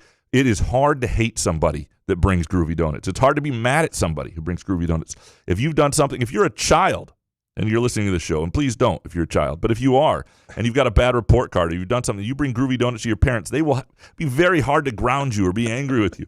Groovy Donuts is here to bring joy to your life and the people around you. Go to groovydonuts.com, 7 a.m. to 1 p.m., Thursday through Sunday, 2 locations, Lake Lansing Road in East Lansing and also in Williamston. Do parents ground you still? I don't think that's a thing. Says the guy who ran away from every pregnancy test. That was, just one? I got to bring up old shit. Oh. I Got her groovy donuts. Everything was fine. So to the question, if you were Jonathan Smith, what would you say to sell yourself to a fan base? What would you do? Let's do a new voice, the Jonathan Smith voice, and what would you do to sell yourself to fans? Oh, shucks. These guys we play great ball clubs. These ball clubs. I don't know why he has some southern accent. Bobby Bowden over there. I don't know, dude. I know you act as if I have all of these impressions like I'm, what's that dude? But I don't have, I have like 3 voices and I just switch them in and out. Like, okay. Somewhere closer to Mike Krzyzewski. Yeah, what's that? And I just like run. What's that? Yeah, Look at that beautiful view over there. Oh, shucks. And then I just start running. If I were Jonathan Smith, like I would, well, at this point, people need to see something on the field. It's just about cash that $30 million and just move somewhere. It's just about coaching. There are certain times the F word should be used. And it's Fuddrucker. I do think you're at this point, if the last ditch effort, if you're Jonathan Smith, would first of all, they've been pretty good at saying they haven't done well enough. They've been pretty good at the accountability, but people want more than that. You're going to need, when they play Michigan next week, the first person to ask about Michigan, you just need Jonathan Smith to say, "Fuck that program, Jesus." Like if you start there. Yeah, if Joe Rossi was worth a shit, we'd be better. No, start throwing people under the bus. I just think you have to start with something that really gets people to relate to you in a way that's completely unexpected. That's what I would do. I would just slam the headset. I would but I don't think you want to be out of character because that also. Well, Jesus. Well, I'm all these talking rules. I mean, you want them to do something. You just want to, when it comes smoke a cigarette on the sideline. I mean, what do you need to do? Start by meeting people where they are with Michigan and then beat Michigan. Those are the things I would do. Chris Eastlick, the things that this staff did well in Corvallis have not translated here. The quality control things. Is that the most surprising thing with this? Maybe I'm not looking hard enough, but Saturday didn't seem much different than 2022 or 23. That's what's been most surprising is, and maybe they would have done this over time because they really built a nice offensive line and a running game in Corvallis. And I think they built that program up. Now, they had better talent. And they didn't win a ton at the very beginning, but it was a different era, and that's why I said this might have worked. So maybe this was an issue. It certainly looks like an issue now, and it's not one that they have been able to – and it's just happened repeatedly. And that's what I think – you have one bad game, people can forgive. You have one game, they have just not been able to repeat what we saw on the field against Iowa. And I'm not talking about just winning, where they looked like a together team coming off a bye that was well coached and was just really disciplined and focused. And they have not been able to repeat that enough. And that's, again, I didn't watch every Oregon State game or follow that, but the things I read there, this wasn't something. Tape, dude. It wasn't something that came up. It wasn't like people said this is an issue for them while he was there.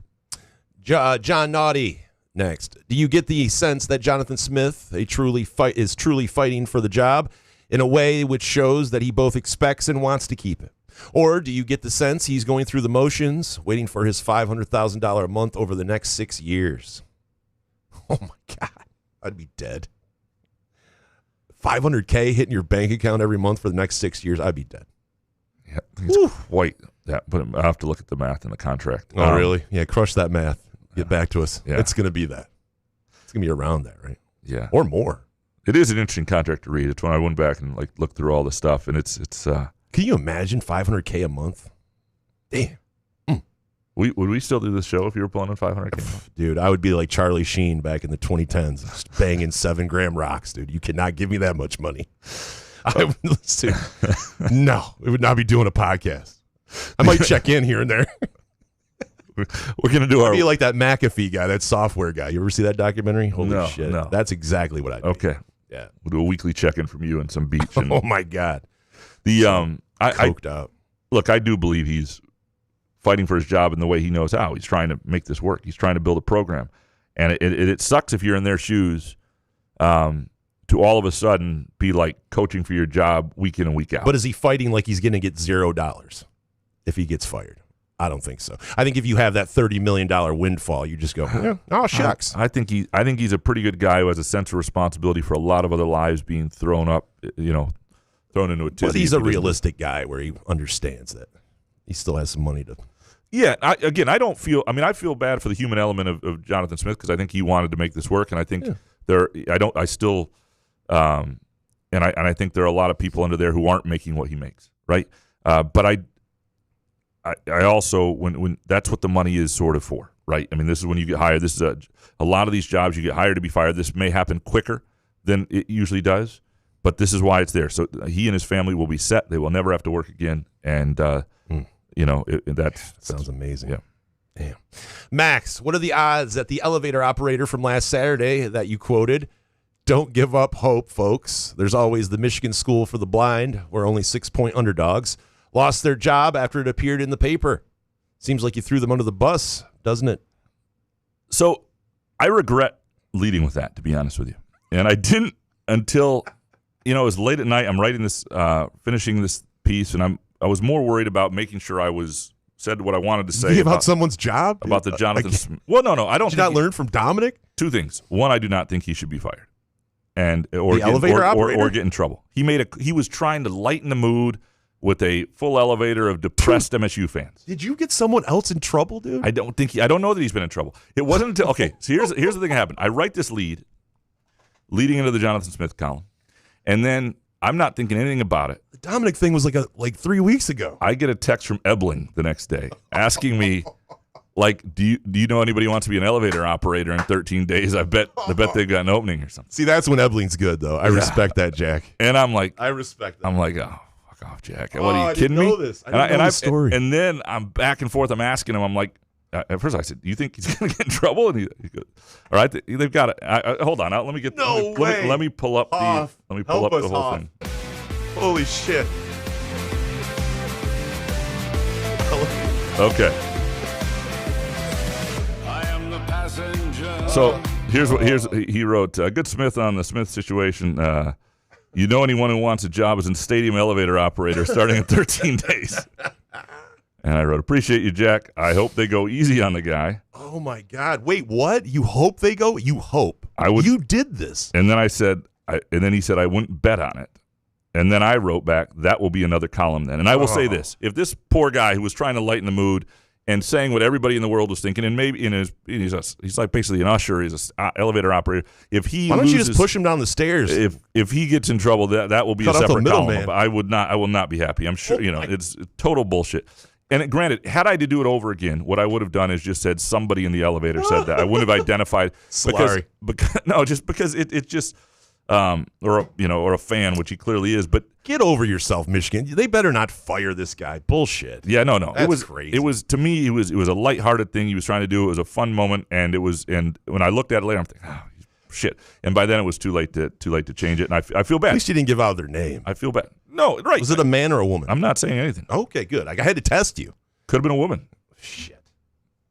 I cannot believe you got someone fired. I did not. And after the Dominic thing?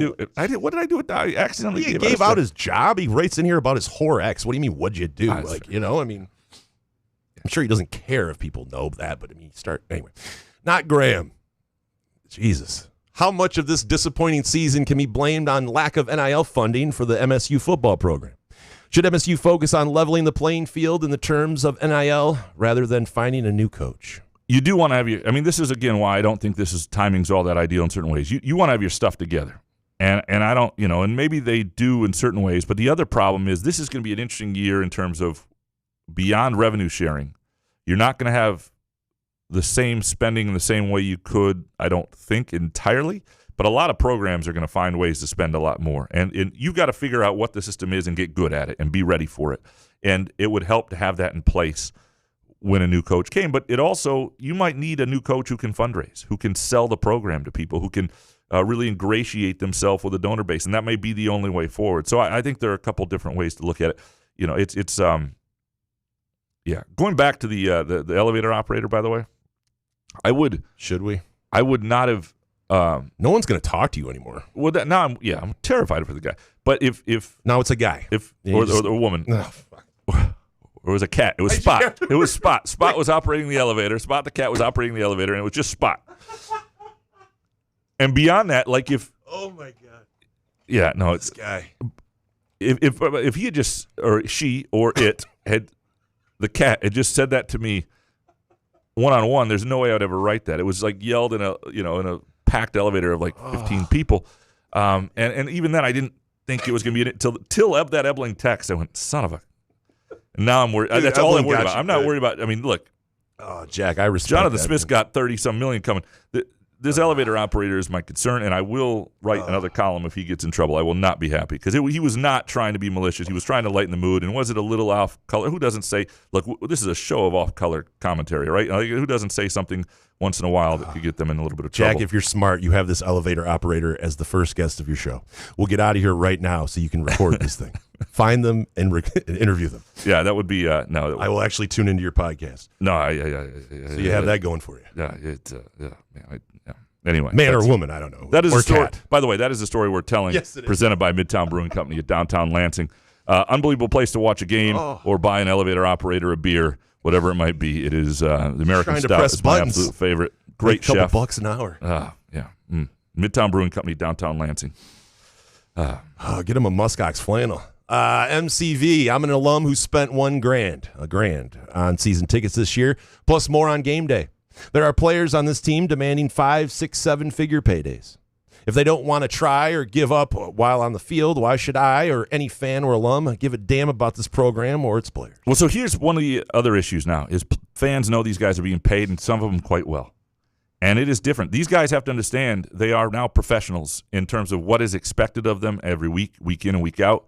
And the problem is that doesn't really coincide very well, doesn't marry well with the idea of being 18, 19, 20 years old, because you're not usually a professional at that age. You're usually a dumbass. You're usually a jackass. You're usually just figuring it out. The problem is you're paid like a professional, so you are. And your effort and your focus and all of it needs to reflect that. And this is the downside of this era. This is what comes with getting paid for your labor, which I think they should, but you're now a professional. And so you're going to be more should and ought to be expected of you, and you've got to deal with that. Ralph E. next. So many questions, so few characters. Jim Comparoni posted this on Spartan Mag. Maybe Michigan State can finally put a football cafeteria in the Tom Izzo football building. That was part of the initial plan, but it seems fundraising didn't hit all the marks. Michigan State is the only Big Ten team that doesn't have its own cafeteria. Michigan State football also is behind other areas when it comes to saunas, cold plunge, red light therapy, massage stations. If you're a Michigan State player or a fan, you have hope that these things get updated soon. This turned my head. Fundraising fell short. If that's the case, why are we proposing the non-revenue sport area for $150 million? And from Bleed Green, have you heard any updates on the new wrestling volleyball arena that was announced last year? I haven't. I asked. I believe I asked Jay Bad about this during a roundtable with him in August, and he said he was just sort of, I think still. I don't want to misquote everything he said because I'm trying to remember, but I did ask him about it, and it sounded like it was something that he was still learning about and all that stuff. So I don't know where that's going to go, and it's a fair question about what priorities should be if MSU is not able to provide everything for football, which drives everything, right? And It's fair, and I had not heard they had fallen short to the point that they were behind other programs. If Comp says that, though, Comp is well versed, Comp's not an idiot, so he's got his ear to the ground. DMB, will a reputable journalist ever report directly on the issues between the boosters and Alan Haller? I'm paying like $30 a month for the LSJ, and I'm stuck with Spiro rotting my brain on this issue. What do you want to know? I mean, it did not. The boosters largely, or a lot of the donor base, felt left out, of the coaching search, and they hadn't connected with Haller perfectly before that. But they felt like not only were they not listened to, but they just weren't included. They weren't brought into things, and so they were sort of out on Haller from that point. That coaching search was the beginning of the end for him, and I understand why Haller wanted to do it. I mean, this is a school, and I'm not talking about just donors. I'm talking, board of trustees, everybody. This is a school that is known to screw things up with lots of leaks and all sorts of stuff. Who knows? But so I understand it, and I thought he made what seemed like a reasonably good hire, but ultimately, part of the job of being AD is keeping boosters happy, keeping donors happy, and not just keeping them happy, but it's not just about like tickling their stomachs. It's about like that's the wrong word. Jesus, what is with you? I don't know. Fingering and touching stomachs. Okay. God, it's bad. Anyway, it's also about like kick rocks, finding more ways for revenue, bringing new ones into the fold, like really selling what you're doing to them, making them more likely to donate, not just keeping them happy enough. So, and I think that's where he fell short. And any other specifics, I'm happy to answer if you have the question. Well, speaking of Justin Spiro, whoa, next. Do you think the Spartan community is ready to accept the failure of MSU's 2023 coaching search? Can we all finally admit the program needed to close the deal with Urban Meyer, and by not doing so was the fatal error? I don't think everybody will admit that Urban was the guy they wanted, but it clearly hasn't worked with Jonathan Smith. And so if ultimately this is a world based on results, then the coaching search didn't work. And the way it was gone about didn't work if it turned people off so he didn't have the support necessary, right? I thought it was a reasonably good hire at the time. I thought the way he went about it made some sense, but it didn't make sense in how it turned out. And so in hindsight, it was a failure. And that's, again, categorizing everything as like success or failure. This is, I mean, there's a lot of gray area in things, and there's, I do, but certainly. So is it a bummer then? I mean, what are you supposed to say? Yeah, I mean, a failure. Yeah, it's a success, failure. It's a bummer. Bummer. It obviously was not the ass. It obviously didn't work, and so based on results, it's a failure. I mean, still the coach, right? It hasn't worked to this point, I should say. Brendan Best next. Haller mentioned he had 2 finalists for the head coaching job before he decided to go with Smith. Not that it really matters now, but does anyone know who the other finalist was? I don't. And I if Haller told me, it would have been off record and I've forgotten it, so I don't think I would have forgotten that. I don't. And I just know how close and careful he was with that whole stuff. He did not want any risk of that stuff coming out. Well, now that it's over, can you text him real quick and see if he gets back to you? Yeah, see, just have him on right now. It's, yeah. The effort you're thinking, Alan. What's up, man? You busy? So anyway. All right, Bulky Bartakamis next. I don't always have time to listen to the pod. Shocking, I'm sure. But anytime I miss a week or so, I come back and the hot takes are referencing Blumpkins, Graham pushing gay guys down the stairs, or kidnapping a cat. Question: what the hell happens on the back half of this show? Well, sir, the edibles kick in and we have fun. We like to have fun and not talk about terrible football for hours. And again, it was just a couple weeks ago that I learned that Blumpkin wasn't a groovy donut. So, Now you're excited about them. Mojo Jojo. Jason, can you hold up the podcast proceedings until Graham releases the Blumpkin ad report? The listeners deserve answers, Graham. Don't cover this up like Stairgate. The Blumpkin ad report? I don't know. What does that mean? Mojo's been going. I think the ads that popped up while you were. You said there was ads that popped up, and I called BS. There wasn't ads promoting Blumpkins or where to find ads. A local Blumpkin. Yeah, there were no Blumpkin ads. But that Hawaii Spa, if you're asking, would be a problem. Hawaii Spa to buy one get one free. That's BOGO. where if Michigan BOGO Blumpkin. If Michigan State needs more massages for the. All right. Yeah, sorry. Yeah. Don't bring Michigan State into Hawaii Spa. You're already getting people fired. That's not happening to our dear friend. It's going to be my new best friend. The elevator operator. Unnamed woman. Oh, Jay Riemenschneider. Michigan is about done with this season, and MSU is completely out on football. So it's basketball season. Can you now predict your top 5 order of finish in Big Ten men's basketball?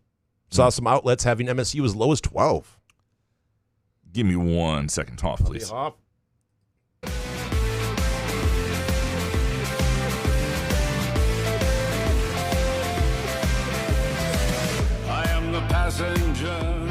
I do hear your voice in my head when I take a shit.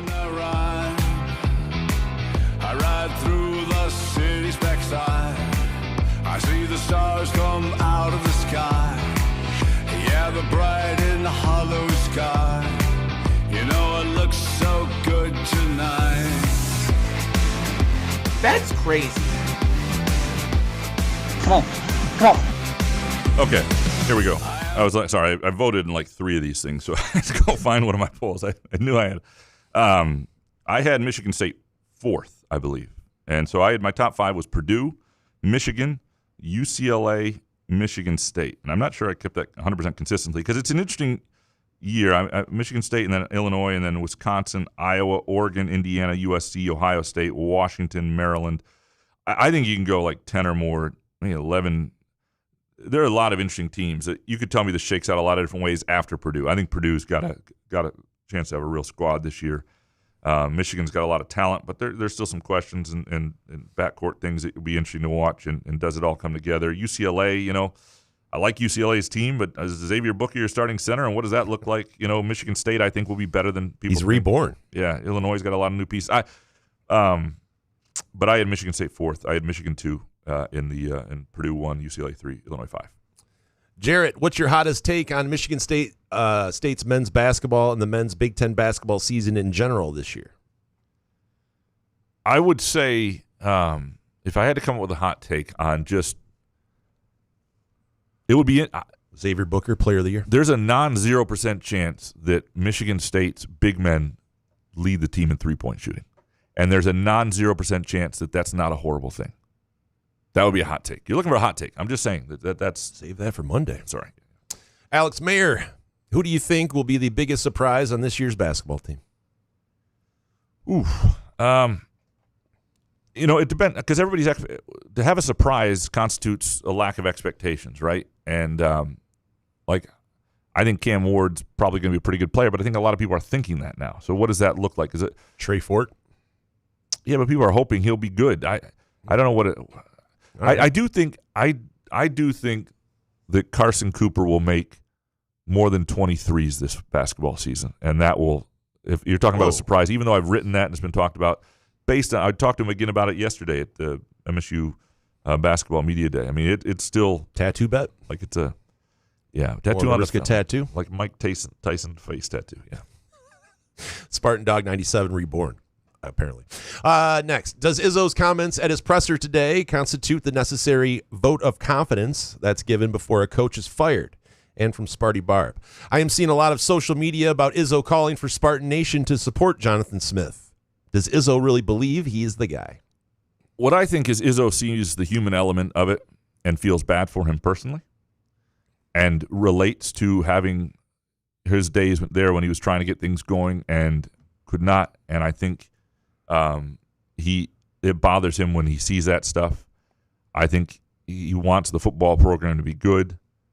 I do not buy for a second that Tom Izzo thinks long-term things are headed in the right direction with Jonathan Smith. And I just don't.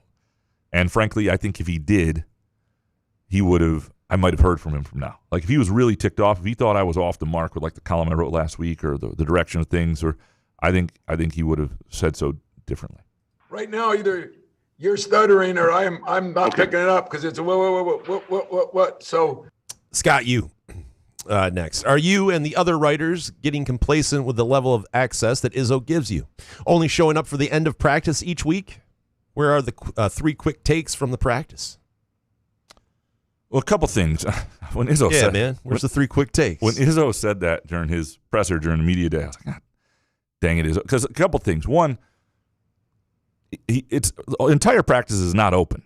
Okay, the practice we get a text like practice availability will be at 5:05. Practice will open at 4:30 or 4:45. Sometimes it opens earlier, but like a lot of times, what's actually open is the end of practice. Maybe Izzo doesn't realize that, but he does not open all the practice. Number one. Number two, what we see at practice is off the record.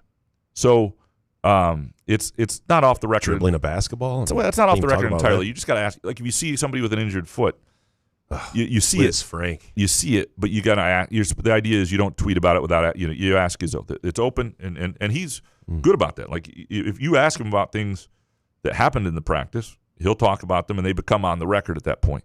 But part of the idea is it's for background, it's for understanding of what's happening, it's in all that, and that's fair. It's where. But the idea that, and frankly, there are times where life is busy. You're trying to do a podcast and get 75,000 hot takes. Trying to get people fired from their elevator job. Yeah, and you get over like 5 minutes before availability, and that's we should be there, as many of us as possible, as much as we can see, because that is, you do learn things, and it is awesome that it's open, because most places it's not. But the idea that practices are usually open before the final before the final half hour is just not really what is. Scott, you next. Will Jay Batt be able to galvanize the donors to unite and more in the same direction with donations and third-party NIL? All the collectives are gone and they want to help. We need every source at our disposal. Otherwise, does it matter who coaches? Yeah, I mean, this is the job he was hired to do. It's to galvanize. It's to reach out to new sources of revenue and create them, and it's to bring Michigan State to its full potential. Is a financial entity in athletics, right? And that's the key right now. And then it's good coaching hires and when to make a decision to not have somebody there anymore. Like this is what the job is. I mean, and if you think everybody out there in the world is wrong, at some point you have to say that too. And it's why he gets paid a fair bit of money, and that's why these are big jobs. And this is why a guy like Alan Haller, who did well at certain things, wasn't kept. Like these are hard, big public jobs, and so. But that's what he's being paid to do, is to galvanize people and make this an athletic department that's humming along. Some dude next. Solari's Free Press bio says he's a reporter. His LinkedIn bio says he's a beat reporter. Couch says dudes are either beat writers or more distinguished columnists. Is Solari a columnist or a beat writer? Then what does that make Couch? Seems you two fellows do the same shit to me. I will.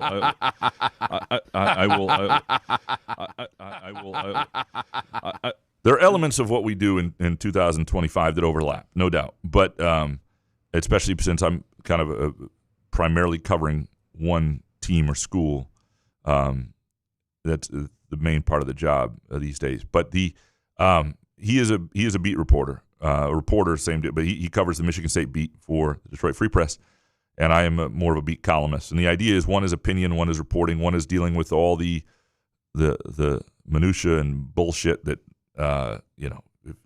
Every little story, every recruit that happens, all that stuff, he's got to deal with it. I don't. My idea is I'm being paid for my thoughts. He's being paid to report, and that stuff does marry itself because reporting-based columns are often the best columns. I do a lot of features, which also beat writers can do, and things like that. So there are elements of it, but they are different in what the role is. One is paid for the reporting, the other is paid for the opinion. You're welcome. Oh, Ben Kramer, best tailgating game. I think it's Stumps. I don't even know what Stumps is. Have you ever played Stumps? Stumps. Oh, no. Okay. I didn't know that's what they meant. I thought he was asking what would be the best out of the last remaining games for Michigan State. What would be the best game to tailgate at? Hold on. Let me look this up. Hopefully it's not porn. Hopefully it's in the Blumpkin category. Okay, it's like the tailgating game where players stand in a circle around a tree stump and take turns using a hammer to drive a nail into the wood. The goal is to hammer your own nail into the stump, but the game becomes competitive and a social event. Players can hit other players' nails. Awesome. Drunk people with hammers and nails. I don't. Wow. Yeah, I would say I'm a big cornhole guy, and you are too. You once nearly killed a guy at a cornhole event. So I did. I did almost kill a guy. Yeah, it was really embarrassing. But my wife is the better out of the two of us. So is a cornhole player? Oh yeah. Yeah. Oh yeah. Especially when she would drink. She was unconscious. We would demand she have a couple drinks before we played. You got to get in that zone. It's Played like a darts charity tournament. Yeah.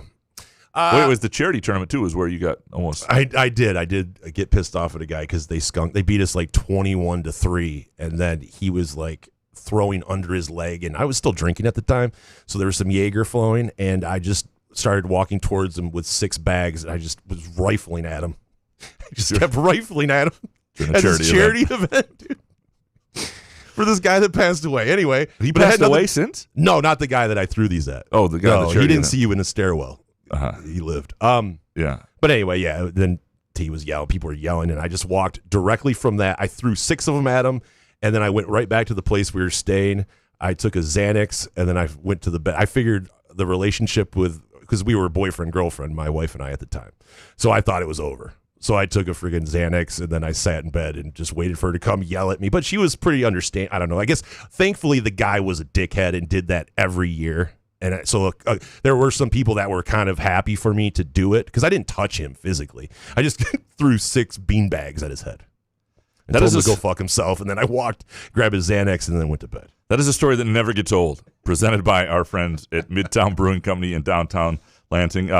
Don't think they have cornhole there, but if they do, and you run into Jason, run. No, it's different now. 5 years sober. Yeah, you know? Great. Congratulations it's only on MGs. that. Thanks, man. Great, but great food, an awesome place to watch some postseason baseball, or sit and watch college football, or just have a date night. It's not a sports bar. They do have a good, nice TV set up at the bar and one big screen, but it's like just a great place with great character and great food for a good date night in downtown Lansing. Midtown Brewing Company.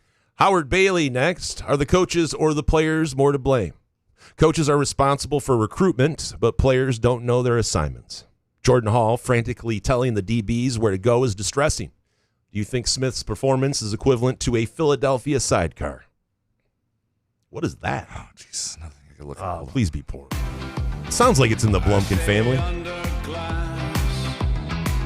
I think you need 2 toilets, though. A side-by-side toilet. Okay. Right? It's a reference to a specific type of classic cocktail variation or popular gastropub. It's a cocktail, the local twist classic drink made with bourbon instead of traditional. Is that it? There must be something sexual to it too that I missed here.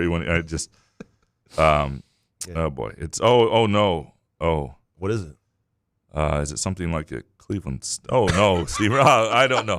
Let's move away. What's a Cleveland steamer? I'm man? not going to get into that. But how I learned about those is really when I was working at the Kalamazoo Gazette when I lived in Kalamazoo. By the way, we used to have to take the bowling scores. They ran in the agate page, and people cared about it. If you're a bowler in town, you know what I'm talking about. They wanted the bowling scores in the paper, and so I'd be editing the agate page at the end of the night to make sure it was correct and everything, scores and things looked okay. And some of the bowlers, they would try to get the nastiest names in there. They'd be like, the team would be called like the Cleveland Steamers. Be like, we're not running that. Come on, guys, this is serious. Yeah, this is journalism. journalism. About bowling. Yeah, it can't be the Philadelphia sidecars. Yeah, is that it? Coaches or players more to blame? Look, I think it's all the players have not. Like you're a paid professional. You have to, every snap. Like that's the deal. That's the way it is now. So, but. Ultimately, it falls on the guys making the most money and the guys putting the program together, too. Bagger next. My apologies because I'm sure you already explained this, but what article did you write that made Izzo call you and personally tell you to fuck off? Well, it's not singular, but the Coach my team. The most recent one was in March, right before the first NCAA tournament game. I did a column on. Hold on one second. Let me find this column. That's crazy. Really good people.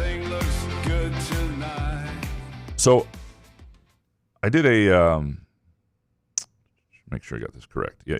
I did a column on Garrick Normand, and I asked him, and I'm not even sure Izzo read the column. I think he didn't. Again, that was another battle I have with him sometimes.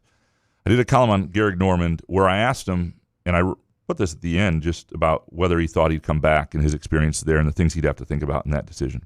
Fair decision, right? It didn't look like it was going to work out for him at MSU. He was not a guy who was playing at that level at that point. He had not seen a lot of playing time. Injuries it hindered him. But fair question, and that wasn't what the whole story was about. But Izzo did not like that was asked. He thought that was sort of disruptive to what they were trying to get done. And moreover, somebody else in his staff who clearly read it and didn't like it. So it became a little bit of a thing, and that's how we started the most recent time he's done that. Wait till he hears about this elevator operator. Yeah. That one, bull in a china closet. That one will be earned. If something happens to this elevator operator, I will agree with him on that. Damn. Jake Windsor next, the sire. Is it crazy to say both Sharon Moore and Jonathan Smith are in over their heads? I think Michigan loses Bryce Underwood to an SEC school. Over their heads sounds like the job is too big. Yeah. And I'm not sure. Based on Jonathan Smith's pedigree, the job is. The job hasn't worked out, but in over his head, I don't know if that's it. Maybe it is. Maybe that's a fair thing to say. And Sharon Moore, I don't know if. He's in year 2 as well. I know people aren't happy, and he's in a tough spot because you're coming off a national championship and a coach who did things at Michigan that hadn't been done in a long time. But I don't know if it's fair to say that about either one. In over their heads. I just don't know that about Moore, so I'm not going to say it because I'm not around. I don't cover the program, and I think I wouldn't say that Smith's in over his head. He certainly elements of the job he has not gotten right and not connected on, and maybe that's that. Spartan Johnny, if Sam Levitt would have been the chosen quarterback instead of Aiden Childs, you think MSU football is pretty much in the same place as today? Does Levitt have a few more wins and the dynamic is slightly different? Well, I think Levitt's 1,000%. Yeah, Levitt's a better quarterback than Aiden Childs right now. And but I've been a huge Sam Levitt guy for a long time. I do think that. Yeah, I think they would have won more with Sam Levitt. I think he's a really good quarterback, and one of my sort of regrets in his 1 year on campus that I didn't realize when he started was going to be his 1 year on campus, but was just not calling that out. I mean, I talked about it on the show and I wrote about it to some degree, but not really calling out what I was seeing because when I saw him play, I thought, man, that guy has it. Like there's something there, and I really, really liked his game. Even as a freshman, I just thought he had the most upside, and I. But when you're a mouthpiece for the university, you can't say anything at that time. Well, you have to be indifferent and be happy for everybody. You just want to make sure other guys aren't it too. But yeah, clearly I did not. Yeah, thanks. Spartan Johnny, why are you limiting yourself to just the treadmill while you can watch the games? Come on, Couch. Throw some bench press and free weights into this routine. I'm bored for you. Because the whole idea is to forget. I mean, the idea of having something intense when you're on a treadmill is to forget you're on the treadmill. It's like what you're watching is so engrossing and engaging that it's like, man, and all of a sudden you've just done 8 miles. You're like, that's fantastic. That's the idea behind having something. But you watch soccer on the treadmill. But for me, that is riveting. That is it. Makes you forget. Yeah. You watch a soccer game and forget where you're at, like by following the action. Sometimes you just forget. Sometimes I take myself there. I wish I'm there. I mean, I love England. I was watching The Diplomat last night, which is back on Netflix, by the way. And some people describe you can cover the team from there. England? Yeah. Cover from abroad. My wife thought we were going to move there for a while at one point, and I let her down. I don't know if she would have married me otherwise. Spartan Johnny, as outsiders, how much longer do you give Sean McDermott to work things out with Josh Allen? He turns 30 next year, and so far, not much to show for it. Well, you got to make the Super Bowl this year at least, right? Yeah, it's a good question. I mean, it depends on their relationship, but it at a certain point, you have to try somebody else. Because Allen's a special quarterback, and obviously he's run into the Mahomes era, and there've been lots of other, But yeah, Allen's. Yeah, I don't. That's a good question. That's a really good question. Spartan Johnny, Matt Salisbury next. Is it me or does Alieso look like a better passer with more touch? So again, this goes back to like the things with. Sam Levitt and trusting what you're seeing and other things. And at the moment, like Alessio he's certainly at times brought Michigan State some better rhythm in the last couple of weeks, but he cannot do physically what Childs can do with his legs and getting out of trouble and creating there. And with this offensive line, that may be something you need. On the flip side, he's been better at getting rid of the ball quickly. Neither of them was all that efficient last week. And I think like this week would be real tough on him. Now, if he was good this week, if he had to start and he played and did reasonably well, then that conversation might be there. I think the circumstances he's been in have been a little different in terms of coming in the games late and the way the defense played him. That said, that touchdown, when he came in at Nebraska in a spot where Childs got knocked out and they needed to score a touchdown, and he completed that third down pass to Nick Marsh, and then he they get the touchdown. Like that moment shows you a guy has something. Is he like if you ask me right now, gun to my head, you have to win the game at Indiana, who's your quarterback? I would be like, I start Aiden Childs. Like I still believe right now that's your better route, but I could be convinced otherwise. Matt, do you think Izzo closes out this class strong with one of the last 3 possible recruits, mainly Jarvis and the big center? I don't know. I do either way. Well, no, because I hear things about how they feel about certain guys, but it's also hard to know with teenagers and what happens late. So I just don't know. I know they feel good about things, and I know they've been feeling good about this class and just the direction of recruiting lately. But I don't feel comfortable saying yes to that. Peasy next. Would D'Antonio have made it through 2016 if college football had the same standards as it does today? Yes, because 2016 3-9 followed 36-5. Right? Jonathan Smith could, I mean, Jonathan Smith could take a crap on the sidelines if he'd just gone 36-5, right? It's just like I think fans would taking a dump right now on the side. As in anger, is it an anger dump on the sidelines, or you said he could take a dump, right? well, yeah. Oh, you didn't mean literal. Well, maybe I don't know what I meant. I mean, it would show that he cares. He's squatted. I mean, anyway, it would be an interesting way to show it. D'Antonio would have been fine, and frankly, one thing MSU and every fan base, and I wrote this in the Signetti column, and then took it out because it was just too winding. Because it's going to happen to Kurt Signetti if he sticks around for a while at Indiana. You're going to have a year where you get it wrong with the transfer portal, where you get it wrong with culture, where guys are less invested. It's just more year to year instead of year over year in college football now. And so every fan base, and I think fan bases are struggling with this now at some places that are more prominent programs recently, you're just not going to be it's consistent. You're going to have years out of the blue that go 4-8, and you're like, what the hell was that? You don't get the quarterback right. You don't get some of the transfers right. And that's going to happen at MSU, even if they get a guy who takes them someplace big. And the problem Jonathan Smith has is there's been no sign of that yet. And so 3-9 was a stunning development when it happened to Mark D'Antonio. I think it's more likely to happen to somebody in his shoes today, given how hard it is to maintain things. But the pedigree he had put out there, I mean, and what he had done in the previous years, he would have absolutely been okay. Yeah. Peasy, biggest impact for MSU hoops. McCullough, Jordan Scott, or Ugo Chukwu? Ugo. It's a good question. I think it's either Scott or McCullough, and I haven't seen enough of Scott. He didn't play at Moneyball. I've been to a few practices and watched, and there been, I guess, 2 at this point.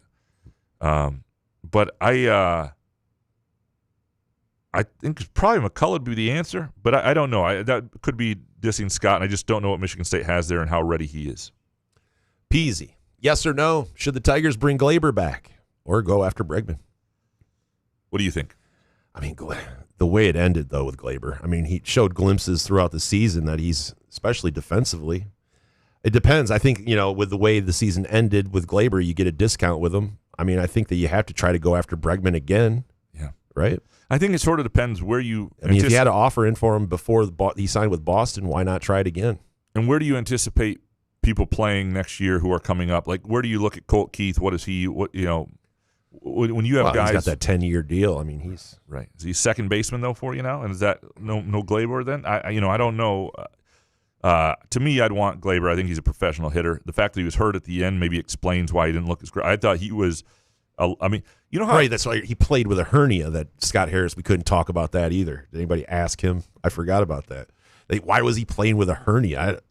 Well, you still... I know, but these guys, you sit there and you pull Mize if he farts wrong, but then Glaber's playing with a freaking hernia and you're just letting him play when we can't get a hit? Like, why wouldn't you pinch? I mean, I don't know. Take him out of the lineup. That's my problem with Melton. Everybody's excited about Melton, but everybody knows he has not had, I don't believe, Tommy John surgery yet. So that's still next year or the year after. So it's like 2029 you can be excited about him because everybody goes through it. It's some point.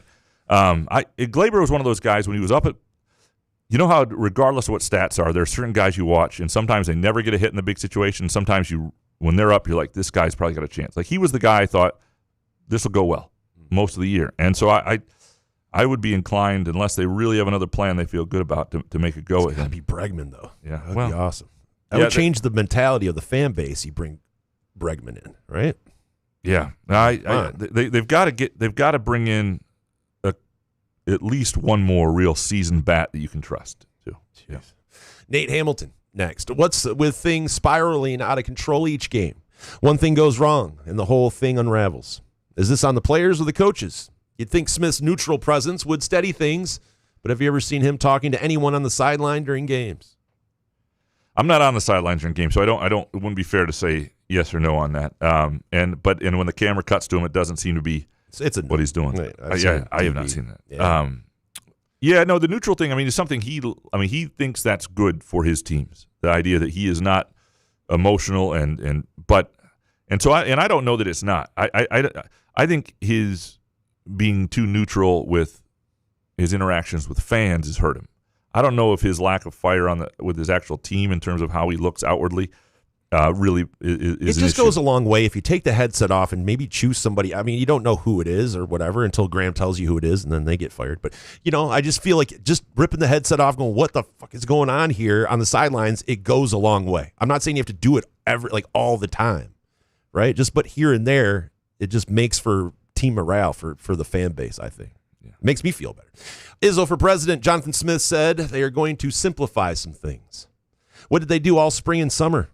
Did we have players in advanced physics when they really belong in finger painting class? How is this not identified sooner? In-game adjustments have been trash this year. So, yeah, I mean, it's a fair question because obviously you should be able to tell if your team can handle something and what it's going to look like. And I know they've had some injuries and whatnot, but that's every team. And, that might have been a miscalculation by them. I think they've been pretty open about this stuff, though. I mean, the thing that's interesting about this staff and how they've handled the last week and is just how accountable and questioning and understanding they are. I mean, I'm going to tell you right now, Mel Tucker would have been defensive as shit, and maybe that would have been the better way to go, and people would have been pissed off about that. I don't know if this is the right way to go, too, but they've been very human, and it's certainly made it easier to cover. That said, I'll also say Mark D'Antonio, the best he ever was in terms of somebody to cover and best he was for the media and all that stuff was the year they went 3-9. It was incredible. And he just got it, that things weren't going right, and he wasn't shying from it, but he was also in a place where he could afford a 3-9 season. But it's been very interesting to watch. They certainly haven't. The worst thing they could have done has been really, really defensive and jerkish, and that would have made it easier to write them off a little bit. And the fact that they've been so human, I think is I don't know. It's just been interesting to watch because it speaks to their character. Ji Kwang next. While there is talk about replacement on the head coach and quarterback, shouldn't the focus be on the lineman core? Replacing Childs with Alessio is like replacing Jefferson with Williams for the Bears. A different QB doesn't help. Same with defense. No pass rush, no presence. No doubt. The lineman is the line of scrimmage is the problem, and you're going to see it in Indiana. I mean, Indiana is winning right now at a level even greater than last year because they are better at the line of scrimmage than last year. That is where they are close to, if not elite, and it's allowed everything around them to look elite, and so that's been a problem. And the offensive line has, I would argue, the defensive line has been a problem, but the offensive line more than anything has set this season back and set it in a spiral that they may not be able to get out of. Josh Inwood next. This whole system is broken. PSU is firing Franklin while closing regional campuses. MSU is considering firing Smith while laying off academic staff. There's no accountability for bad hiring decisions and no oversight. This is not a sustainable way to run athletic programs. Yeah, I mean, here's the other issue with all of this, and I understand that some of this is just optics, and some of it you have to give a deeper explanation to people. Like if you fire a football coach with a massive buyout, and again, you're not paying it all up front. This idea that you have to have $30 million sitting around isn't true. But you're also in a time where 9% or whatever it was of the MSU staff got laid off. Like what your priorities are. I mean, and people say, well, football pays for things. It pays for other things than athletics. The athletic department is separate, and it's separate largely because of football, and it needs to be healthy. And in the long run, if you are not healthy in football, you will not be in a good place financially. But that's going to have to be explained because the timing of this is shit.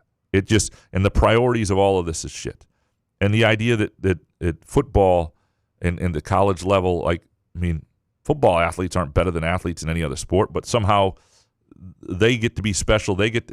I mean, it matters so much. It's like I think college basketball is shrinking a little bit. I think college basketball is more likely not to be a niche sport even further as time goes on. College football is held on to this point and it has grown to this point partly because it's football and the TV and all that stuff. I mean, I do have questions about it long term, but you have to be healthy in football, though, to offer the athletics that Michigan State wants to offer, and that is how they're going to have to explain it. Couch on fire next. Signetti is a unicorn, but as a former Saban protege, why wasn't he seriously considered during the search? I thought Nick was helping the university on these searches. What's the backstory? And where's the investigative reporting? Well, Nick, Does that fall under the beat writer or columnist, or is investigative reporting completely separate? yeah, we laid those guys off years ago. That's yeah. So Matt Macarini would have to go do something on People didn't read enough of that stuff. No, I'm not going to put it on readers. That's mean. Smart. No, but to the question, I do think, first of all, Saban recommended Mel Tucker, who was a Saban protege to some degree. So there's Thanks, that. Nick. So I don't know if he's always right. And I don't think that Cignetti and Saban, I've read, don't see 100% eye to eye. He was on Cignetti's staff as like a receivers coach, didn't see a path forward to being a coordinator or anything like that with those jobs that really lead something big at Indiana. So he had to bet on himself, and he went to, coach Division II ranks and climb up from there. So I don't know if Saban's the best guy for this. It is fair though that why he wasn't considered by more people early, and I do think my sense and understanding, and I think Cignetti can be a tough guy to work with, tough guy to work around. The age too. Yeah. Let's be serious. Well, yeah, and so there's some of it that people just didn't believe in. They missed. It happens. I mean, it happens, and people get this stuff wrong all the time. But did Indiana get lucky too? Because I mean, like you said, there's not many other in universities that were throwing money around or trying to hire. Yeah.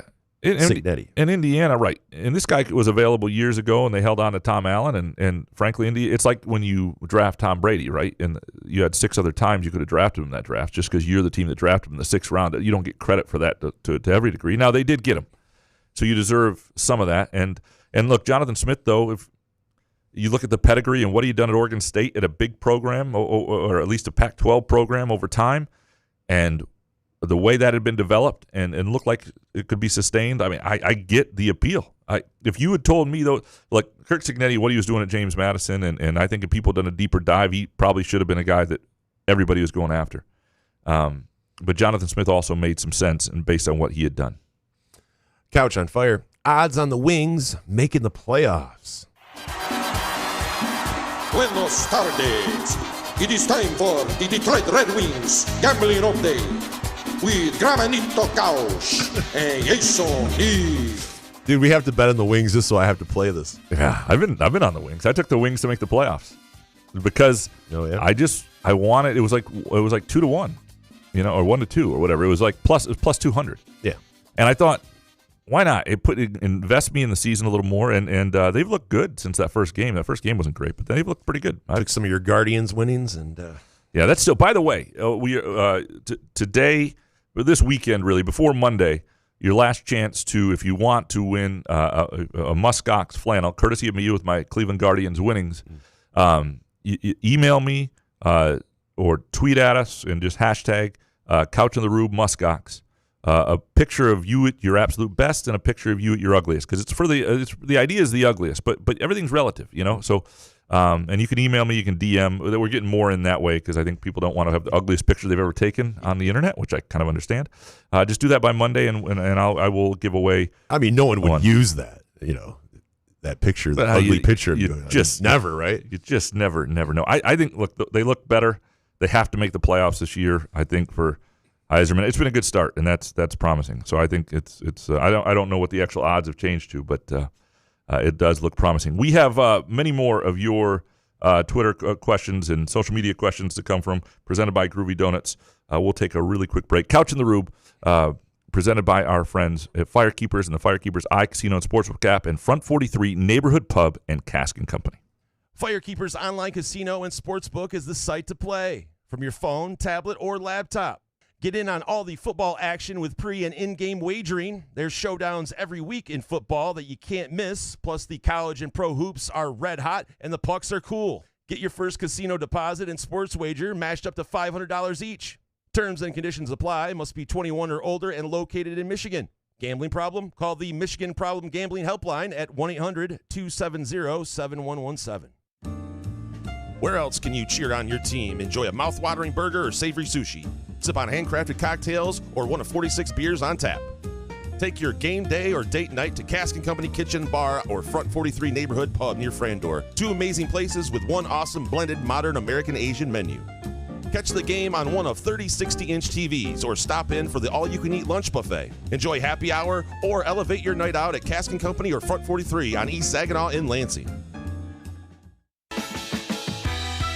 wonder how comfortable you can be and how good you can look? Put on a Muskox flannel and find out. Muskox has new arrivals for this fall, including the Caper Green Grand Flannel, which even makes couch look good. Muskox is a Detroit-based flannel company that creates soft and durable flannels made to last a lifetime. They become a great partner with Couch in the Rube, not just because they make us look good and feel good, but because they're good people too, and a socially conscious company. For every $100 purchase, $10 is donated to the Alaska Wildlife Conservation. Muskox flannels are designed with 100% cotton that is ethically sourced and double brushed for softness. Feel the quality and comfort of a Muskox flannel by ordering at gomuskox.com, where Couch in the Rube listeners can enjoy $15 off their flannel purchase with the promo code HOFF. Come enjoy irresistible, award-winning, handcrafted donuts and locally roasted coffee at Groovy Donuts. Surprise your family or coworkers with special holiday designs and flavors, or put the perfect finishing touch on an event with a custom order. Birthdays, weddings, gender reveals, our friends at Groovy Donuts are your answer. Experience the Groovy Donuts difference for yourself on Lake Lansing Road in East Lansing or in Williamston. Get more information or place an order at groovydonuts.com. Find Couch in the Rube podcasts on Spreaker, iTunes, iHeartRadio, Spotify, YouTube, Facebook, Google Podcasts, CastBox, and the Rube's favorite podcast addict.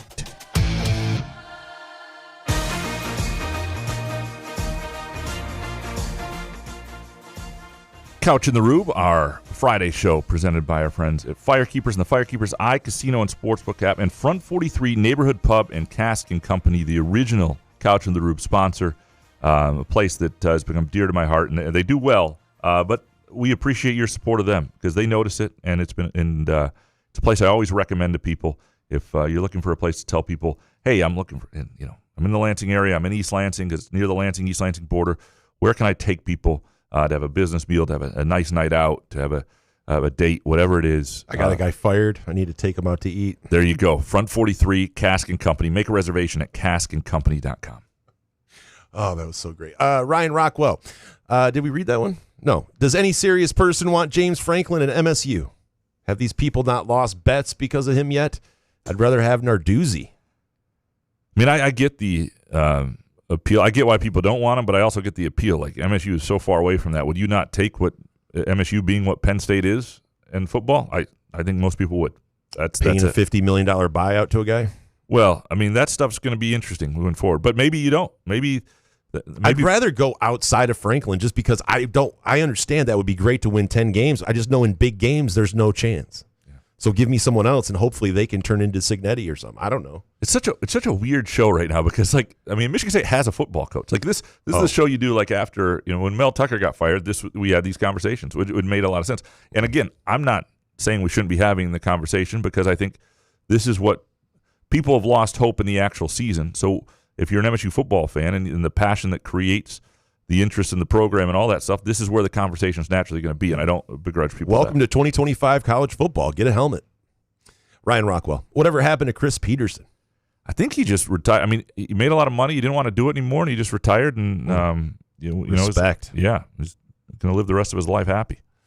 John Johnson, MSU fans that poo-poo James Franklin need a reality check. One good run in their history, and their best season got boat raced by Bama. Shows how far they really were away.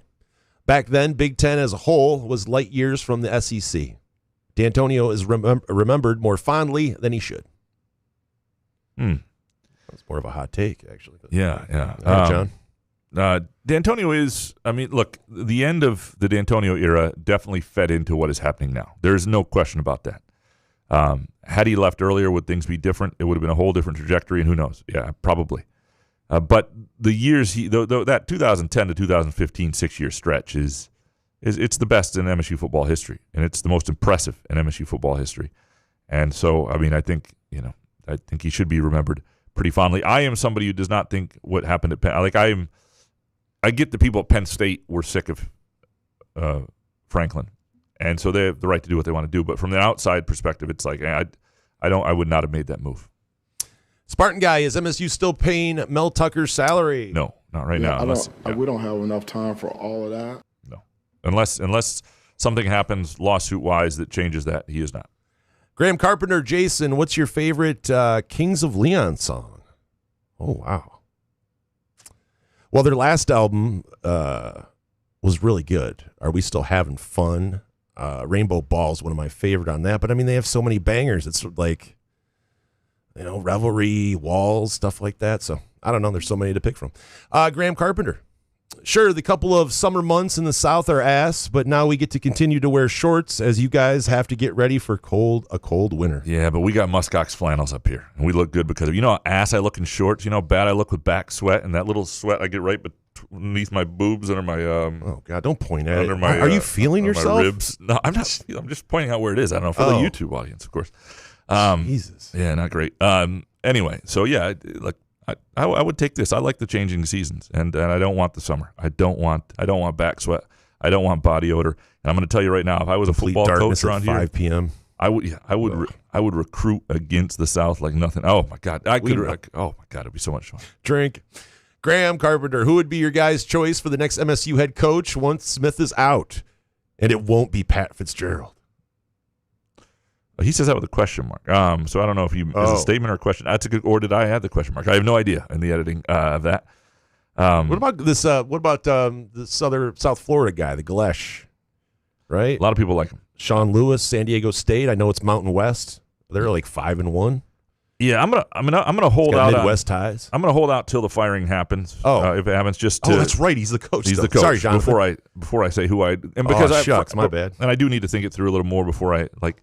Got to crush tape. Well, I mean, I have some ideas of things I like, but But when you look at the next guy, are you going to watch their press conferences at all? Are you going to see the personality side at all? Because that's what I'm interested in. You need somebody who fits. Yep, no question. Pearson next. Put yourself in Jay Batt's shoes. Rank these 6 potential candidates from most likely to least likely. Robert Saleh. How do you say that? Adam Gase. Oh my God. Gaze. Ronaldo Hill, Urban Meyer, Max Bulla, and James Franklin. Holy smokes! Least likely to most likely. Imagine trying to look through Adam Gase. Yeah, it won't be. It won't be able to. It won't look be the right first back two. at you. Ronaldo Hill is obviously an alum, but it hasn't had the success. He's been an NFL coordinator, but I don't think he would be up for that. Obviously Meyer is somebody whose name is. I don't know what his interest level would be right now. Bulla, Bulla just seems way too green for that. That doesn't mean he wouldn't be good. He hasn't been a coordinator yet. He's a very young guy. And Franklin, I don't know where his head is. Would he want to? I mean, Franklin may want to come to a Big Ten rival and be motivated by that chip on his shoulder. But those are all.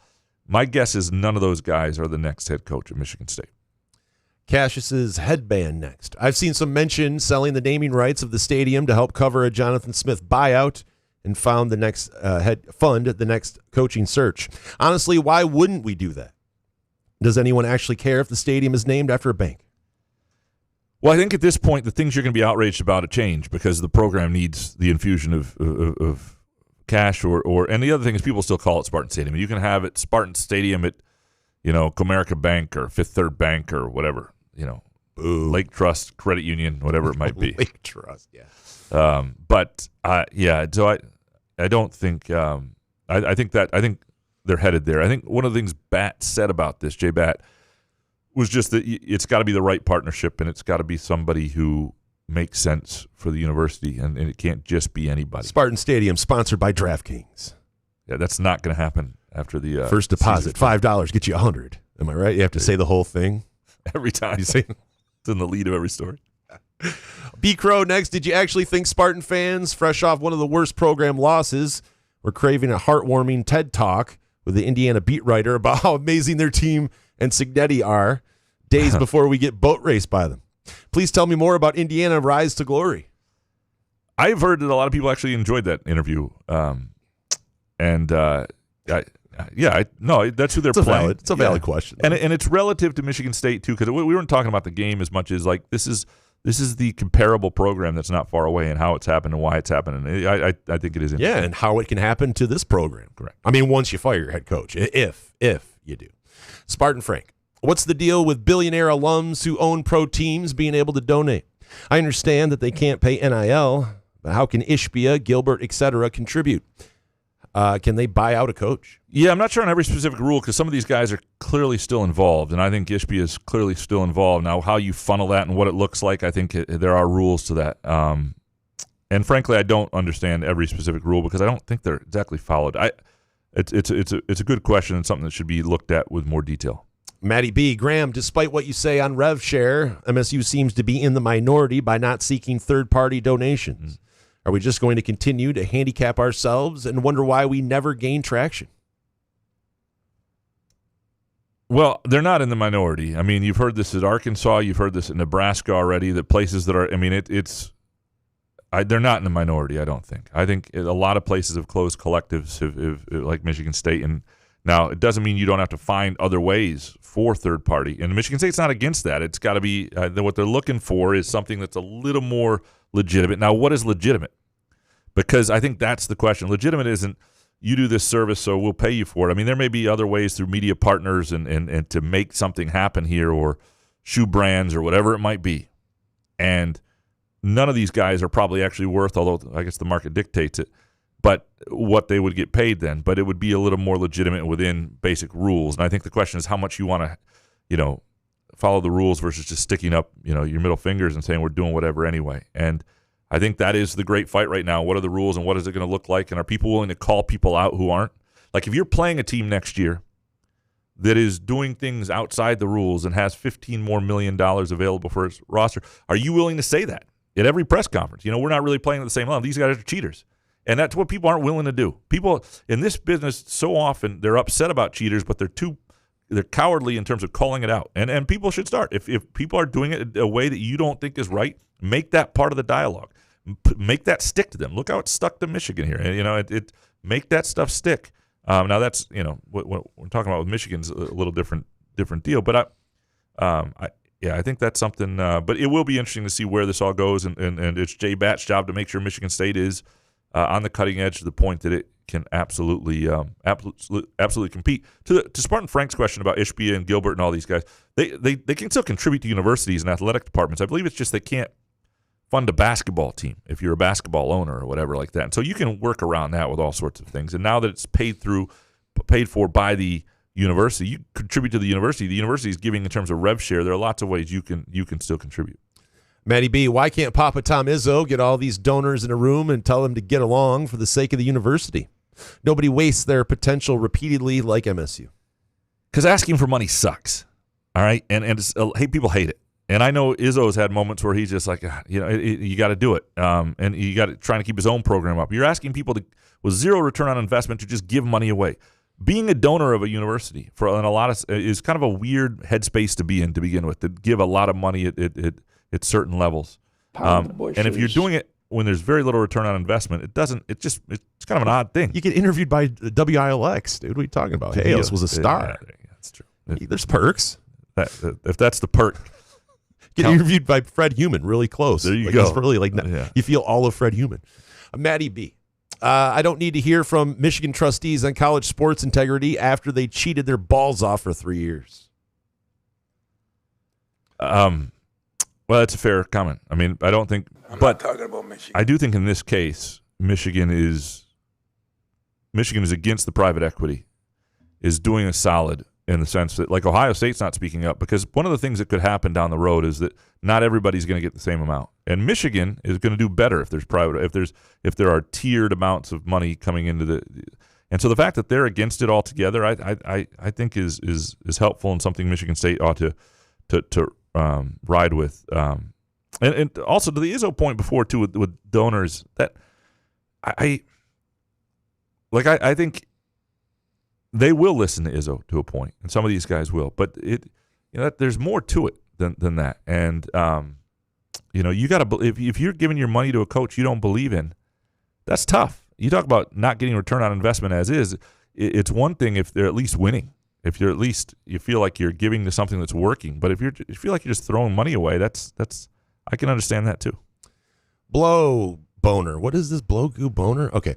Do you believe Jay Batt realizes how close MSU is to the brink of irrelevance? Whether Smith is fired or not, if real recourses and a vision for the program isn't found quick, they will be left for dead. 4 bad seasons might as well be a death sentence in today's landscape. Nothing's a death sentence. Look at Indiana. Indiana was dead. They were absolutely dead. Michigan State in 2023, the final second to last game of the season, before they lost 40 zillion to nothing to Penn State, beat Indiana 2 years ago at Indiana. I believe that game was in Indiana. Anyway, nothing is irrelevant. It's so much. There is. Look, does it get easier? No. Do you want to let yourself sink to irrelevant? But it is not impossible. It involves. Look what happened with Mel Tucker, a program that was struggling. You have a moment, and the money and the energy and everything's there. Now, they were unable to sustain it. They didn't have the right guys, it turned out, for reasons even outside of football. But it was, they're not on the brink of irrelevance because Indiana football, which hadn't won 9 games since 1967, is now entirely relevant and one of the best couple programs or teams in the country. Mr. Benjen, hi from Argentina. I thought we hit rock bottom when Hinch pulled Skubal and then lost. But then UCLA happened. Then the Red Wings got annihilated in the home opener. Then the Lions lost the game in Branch. Then Ivy's out for a month. Couch, what's the real bottom going to be and when? We've already seen bottom with Detroit and Michigan sports. We were there for a long time with Detroit sports. Like, this is nowhere near. Skubal losing in the postseason. The Red Wings have won 3 games since then. The Lions have been to the playoffs the last 2 years on the brink of the Super Bowl. The Pistons thing sucks, but at least they're on the right path. This is not bottom. This is nowhere. Not dead inside. This is nowhere near it. Oh, and after Michigan last year, we all wondered if Jonathan Smith knew the pressure and true expectations of this job. Do you think he is still surprised and in a bit over his head here with all the coach speak and the complete lack of emotion? I think who he is this is who he is in terms of his personality. Do I think he's knew the surprise and is he surprised by the expectations and knew exactly what he was getting into? I don't know. I don't know that he did. I mean, it doesn't seem like that. But I also think they were not working with a full deck in terms of players. I think he took over a program that was in rough shape and did not have overwhelming resources to fix it. And to be frank, if Michigan State had done things like not screw up the Nebraska game, beat UCLA, not completely fall apart against Rutgers at the end of last year, I'd be here saying, give this guy time. If people don't want to support him, they can fuck the hell off and let the program go away. I mean, like ultimately, he's doing what needs to be done with the resources he has, but that hasn't happened, and that's why we're here. Mojo, what's going on with the Indiana student paper? Looking for a fiery Graham rant about the importance of the free press and journalism to take into the weekend as I protest ICE in Chicago.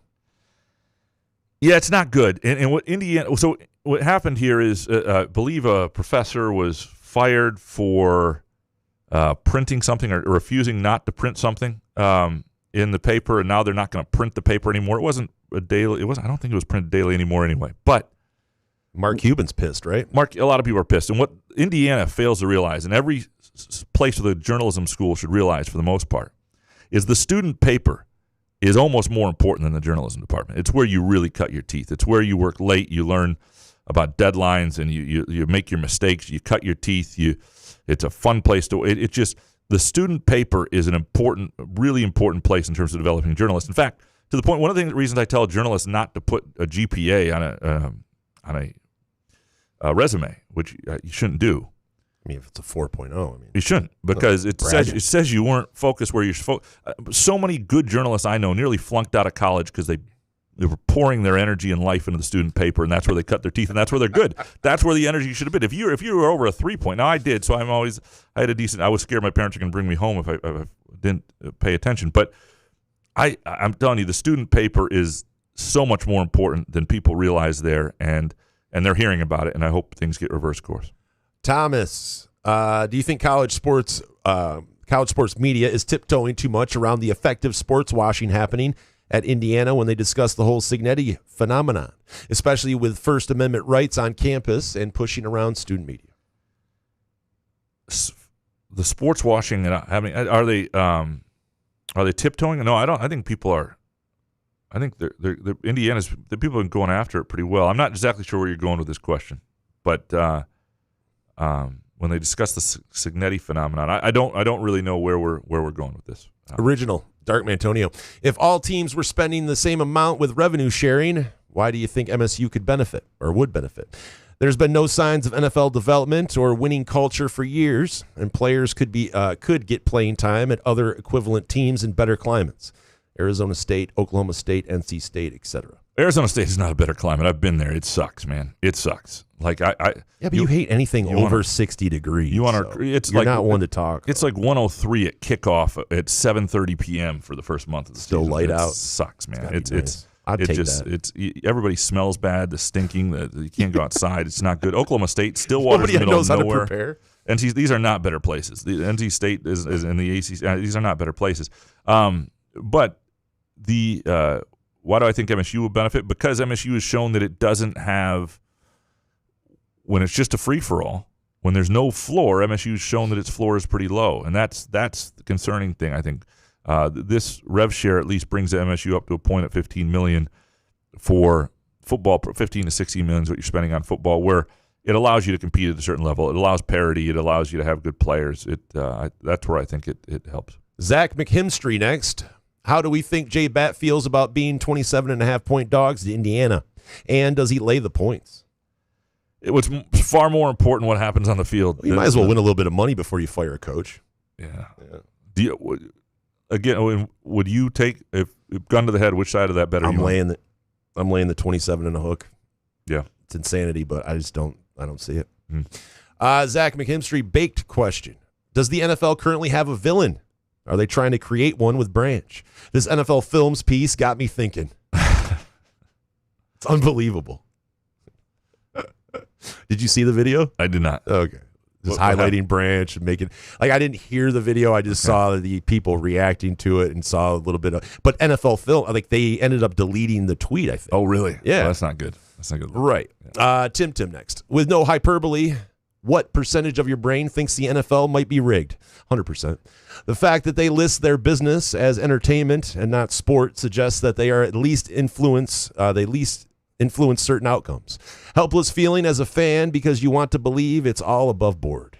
Well, the reason I think it's not rigged is the way you feel is a problem. Like, everybody felt this was the case, then the sport would be in trouble. And they know this. I mean, this is why there are such... People are talking after what happened, though. They not are just us. But not just, what I'm saying is not just football. Like, I think the Lions are good. I think what happened against the Chiefs is the best thing ever to happen to the Lions, because in the playoffs they're going to get calls of anything, because they cannot have this look of impropriety. This is why there are such serious consequences for players gambling in sports and other things like that. I mean, the Guardians have a pitcher who's probably never going to pitch in the major leagues again. You look at this. To them, they need this stuff to be above board. The referee stuff they take very seriously. Again, I'm curious what happened. The idea that the NFL stepped in when they weren't supposed to on a play call, that's not cool. And if they did it, they should admit and just say why. If you make a mistake, people can deal with a mistake. The Lions screwed that game up in a lot of ways. That's not, but you got to have accountability. And if you get caught trying to, this does not help you. And if people start to think what you have is not legit, that is not good for your sport. Tim, how can a verified NFL account post that Branch video? Then they double down on the terrible look and delete the post, basically admitting it was ass after getting cooked in the comments. I try to pretend everything is legit, but getting harder to turn a blind eye, especially with Taylor Swift's money. I blame Taylor Swift, man. You got to blame somebody. It's a bad look when it's the Chiefs, too. It'd be one thing if the Jaguars got the advantage, But, Lions reply guy, I'm praying we get Kansas City in the Super Bowl. You see what we did to Dallas the next time we played them after the Dan Skipper bullshit the NFL pulled. Give me the Lions with a chip on their shoulder rematch in the Super Bowl so we can put Mahomes in a grave. I don't hate the matchup for the Lions. That's the one thing that came out of this last game, too, is it was like the Lions didn't play well. They didn't necessarily deserve the win, but they weren't I didn't think the Chiefs were the better team. I didn't leave the game thinking that's a problem. Can we skip a couple? I got to get out of here. Yeah, I don't hate to do this on the air, but I got to get out of here. Yeah. Let's go down to let's go down to fart soup. Fart soup. At any point during Solari explaining the concept of complimentary football to you, did you want to punch him right in the back? Is he explaining ball to you? I never. I don't remember that. Sometimes I black out, but I don't remember feeling that way about Chris. Fart Soup Jason, would you rather be punched in the bag 3 times an hour every hour of the day, or have to sit through rewatching this Tiger season, knowing exactly how the regular season ended and how the playoffs will likely end? Just take my bag. Like, punch my bag off before I had to rewatch that shit again. Yes, nature going. Fart Soup, have either of you ever been punched in the bag or taken a swift blow to the bag? By bag, I mean your sack, ball sack. I think we knew. Yeah, of course. Everybody has. In middle school, Yeah. I got absolutely. A kid kicked me square in the balls on the playground, and I had to be. I think I've told this story before, and I had to be carried off by a lunch lady. It was so embarrassing. Like, it took the absolute. Like, he did a flying kick. It's all I just remember 7th grade. I forget the kid's name, but I just look over and he just runs at me, lunges at me with his foot sticking out, and kicks me square in the dick. Dick and bag. Little dick and bag back then. And I just crumble going, oh, I'm like crying. And all of a sudden it's the bell rings and the lady comes out and scoops me up and carries me into like the office where the medical stuff was. It was terrible. Another story we're telling, presented by our friends at Midtown. I knew we'd have to get out of here. Sorry. Jake Hawkins, don't you think Max Bulla becoming a head coach when he hasn't even been a coordinator is a little too much for him? Yes. But I don't know that for sure, because there are guys who have done it well, and Bulla may be ready to do it. It just seems a bit soon. It's not that I'm not doubting Max Bulla. It just seems a bit early.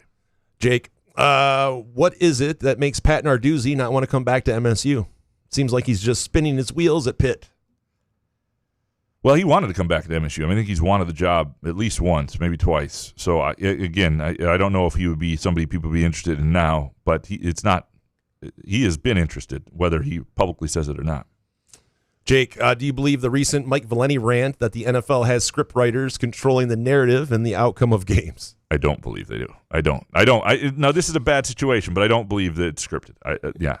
Kind of. Hans Jurgen, pound for pound. Alex English or Ricky Pierce? Give me Alex English. Yeah, he was tough. Buck Rogers or Flash Jordan? Flash Gordon? Jordan? I don't know who either Buck one of those- Rogers or Flash Gordon? I don't know who they are. It's 70s, weren't they? Okay, Buck Rogers? I don't know. I'm not Yeah. too young. Hobie Baker or Niall Kinnick? Give me Hobie Baker. Apple or pumpkin pie? Pumpkin. And more scary, Black Death or Spanish flu? Oh, neither, please. Spiro Agnew or Hubert Humphrey? Give me Agnew. Or Justin Spiro? Benjamin Pitchfork Tillman or Bull Connor? Bull Connor. Oh, yeah, it's got to be Bull. Hans Jurgen, I defy you to find a worse 4-year period in MSU football history than these last 4 years.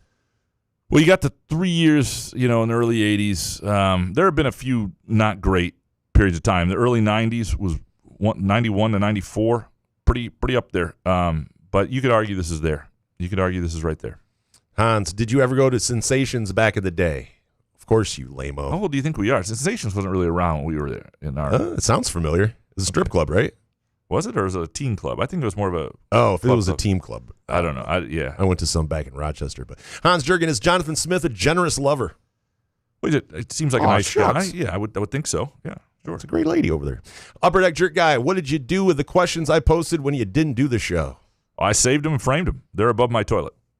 Jerk Guy, we know Graham has, but has Jason ever killed a man? Jerk Guy, has Hondo proposed Izzo as the next football coach again? Waiting for it. Jerk Guy. Finally, the Jerk Guy. Should the NFL have suspended Branch, or would making him take his mouth guard out of his helmet be punishment enough? It is a weird little setup. You tell him. Yeah. Well, no, I'm good. I'm good with that. Yeah. No, look. Hopefully, it just means you can't get hurt during this game. They got to win the game, though. It's a big game. They got to beat Tampa. We appreciate all of you. I especially appreciate Shep and Ken Chu, the only two we skipped. But both of your questions are good enough that they work any week, so I'll make sure they're up high next week. We appreciate Groovy Donuts. If you're in for a tough weekend or just want a great weekend, make Groovy Donuts part of your weekend. GroovyDonuts.com, or swing by either location, Lake Lansing Road in East Lansing or in Williamson, 7 a.m. to 1 p.m. Thursday through Sunday. We appreciate Midtown Brewing Company, of course, our friends at Firekeepers and the Firekeepers Casino and Sportsbook app, and Front 43 Neighborhood Pub and Cask and Company. We'll be back Monday. I think for real, Monday. Yeah. And, we'll get in it all. Good show, man. Yeah, man. Couch in the Roof.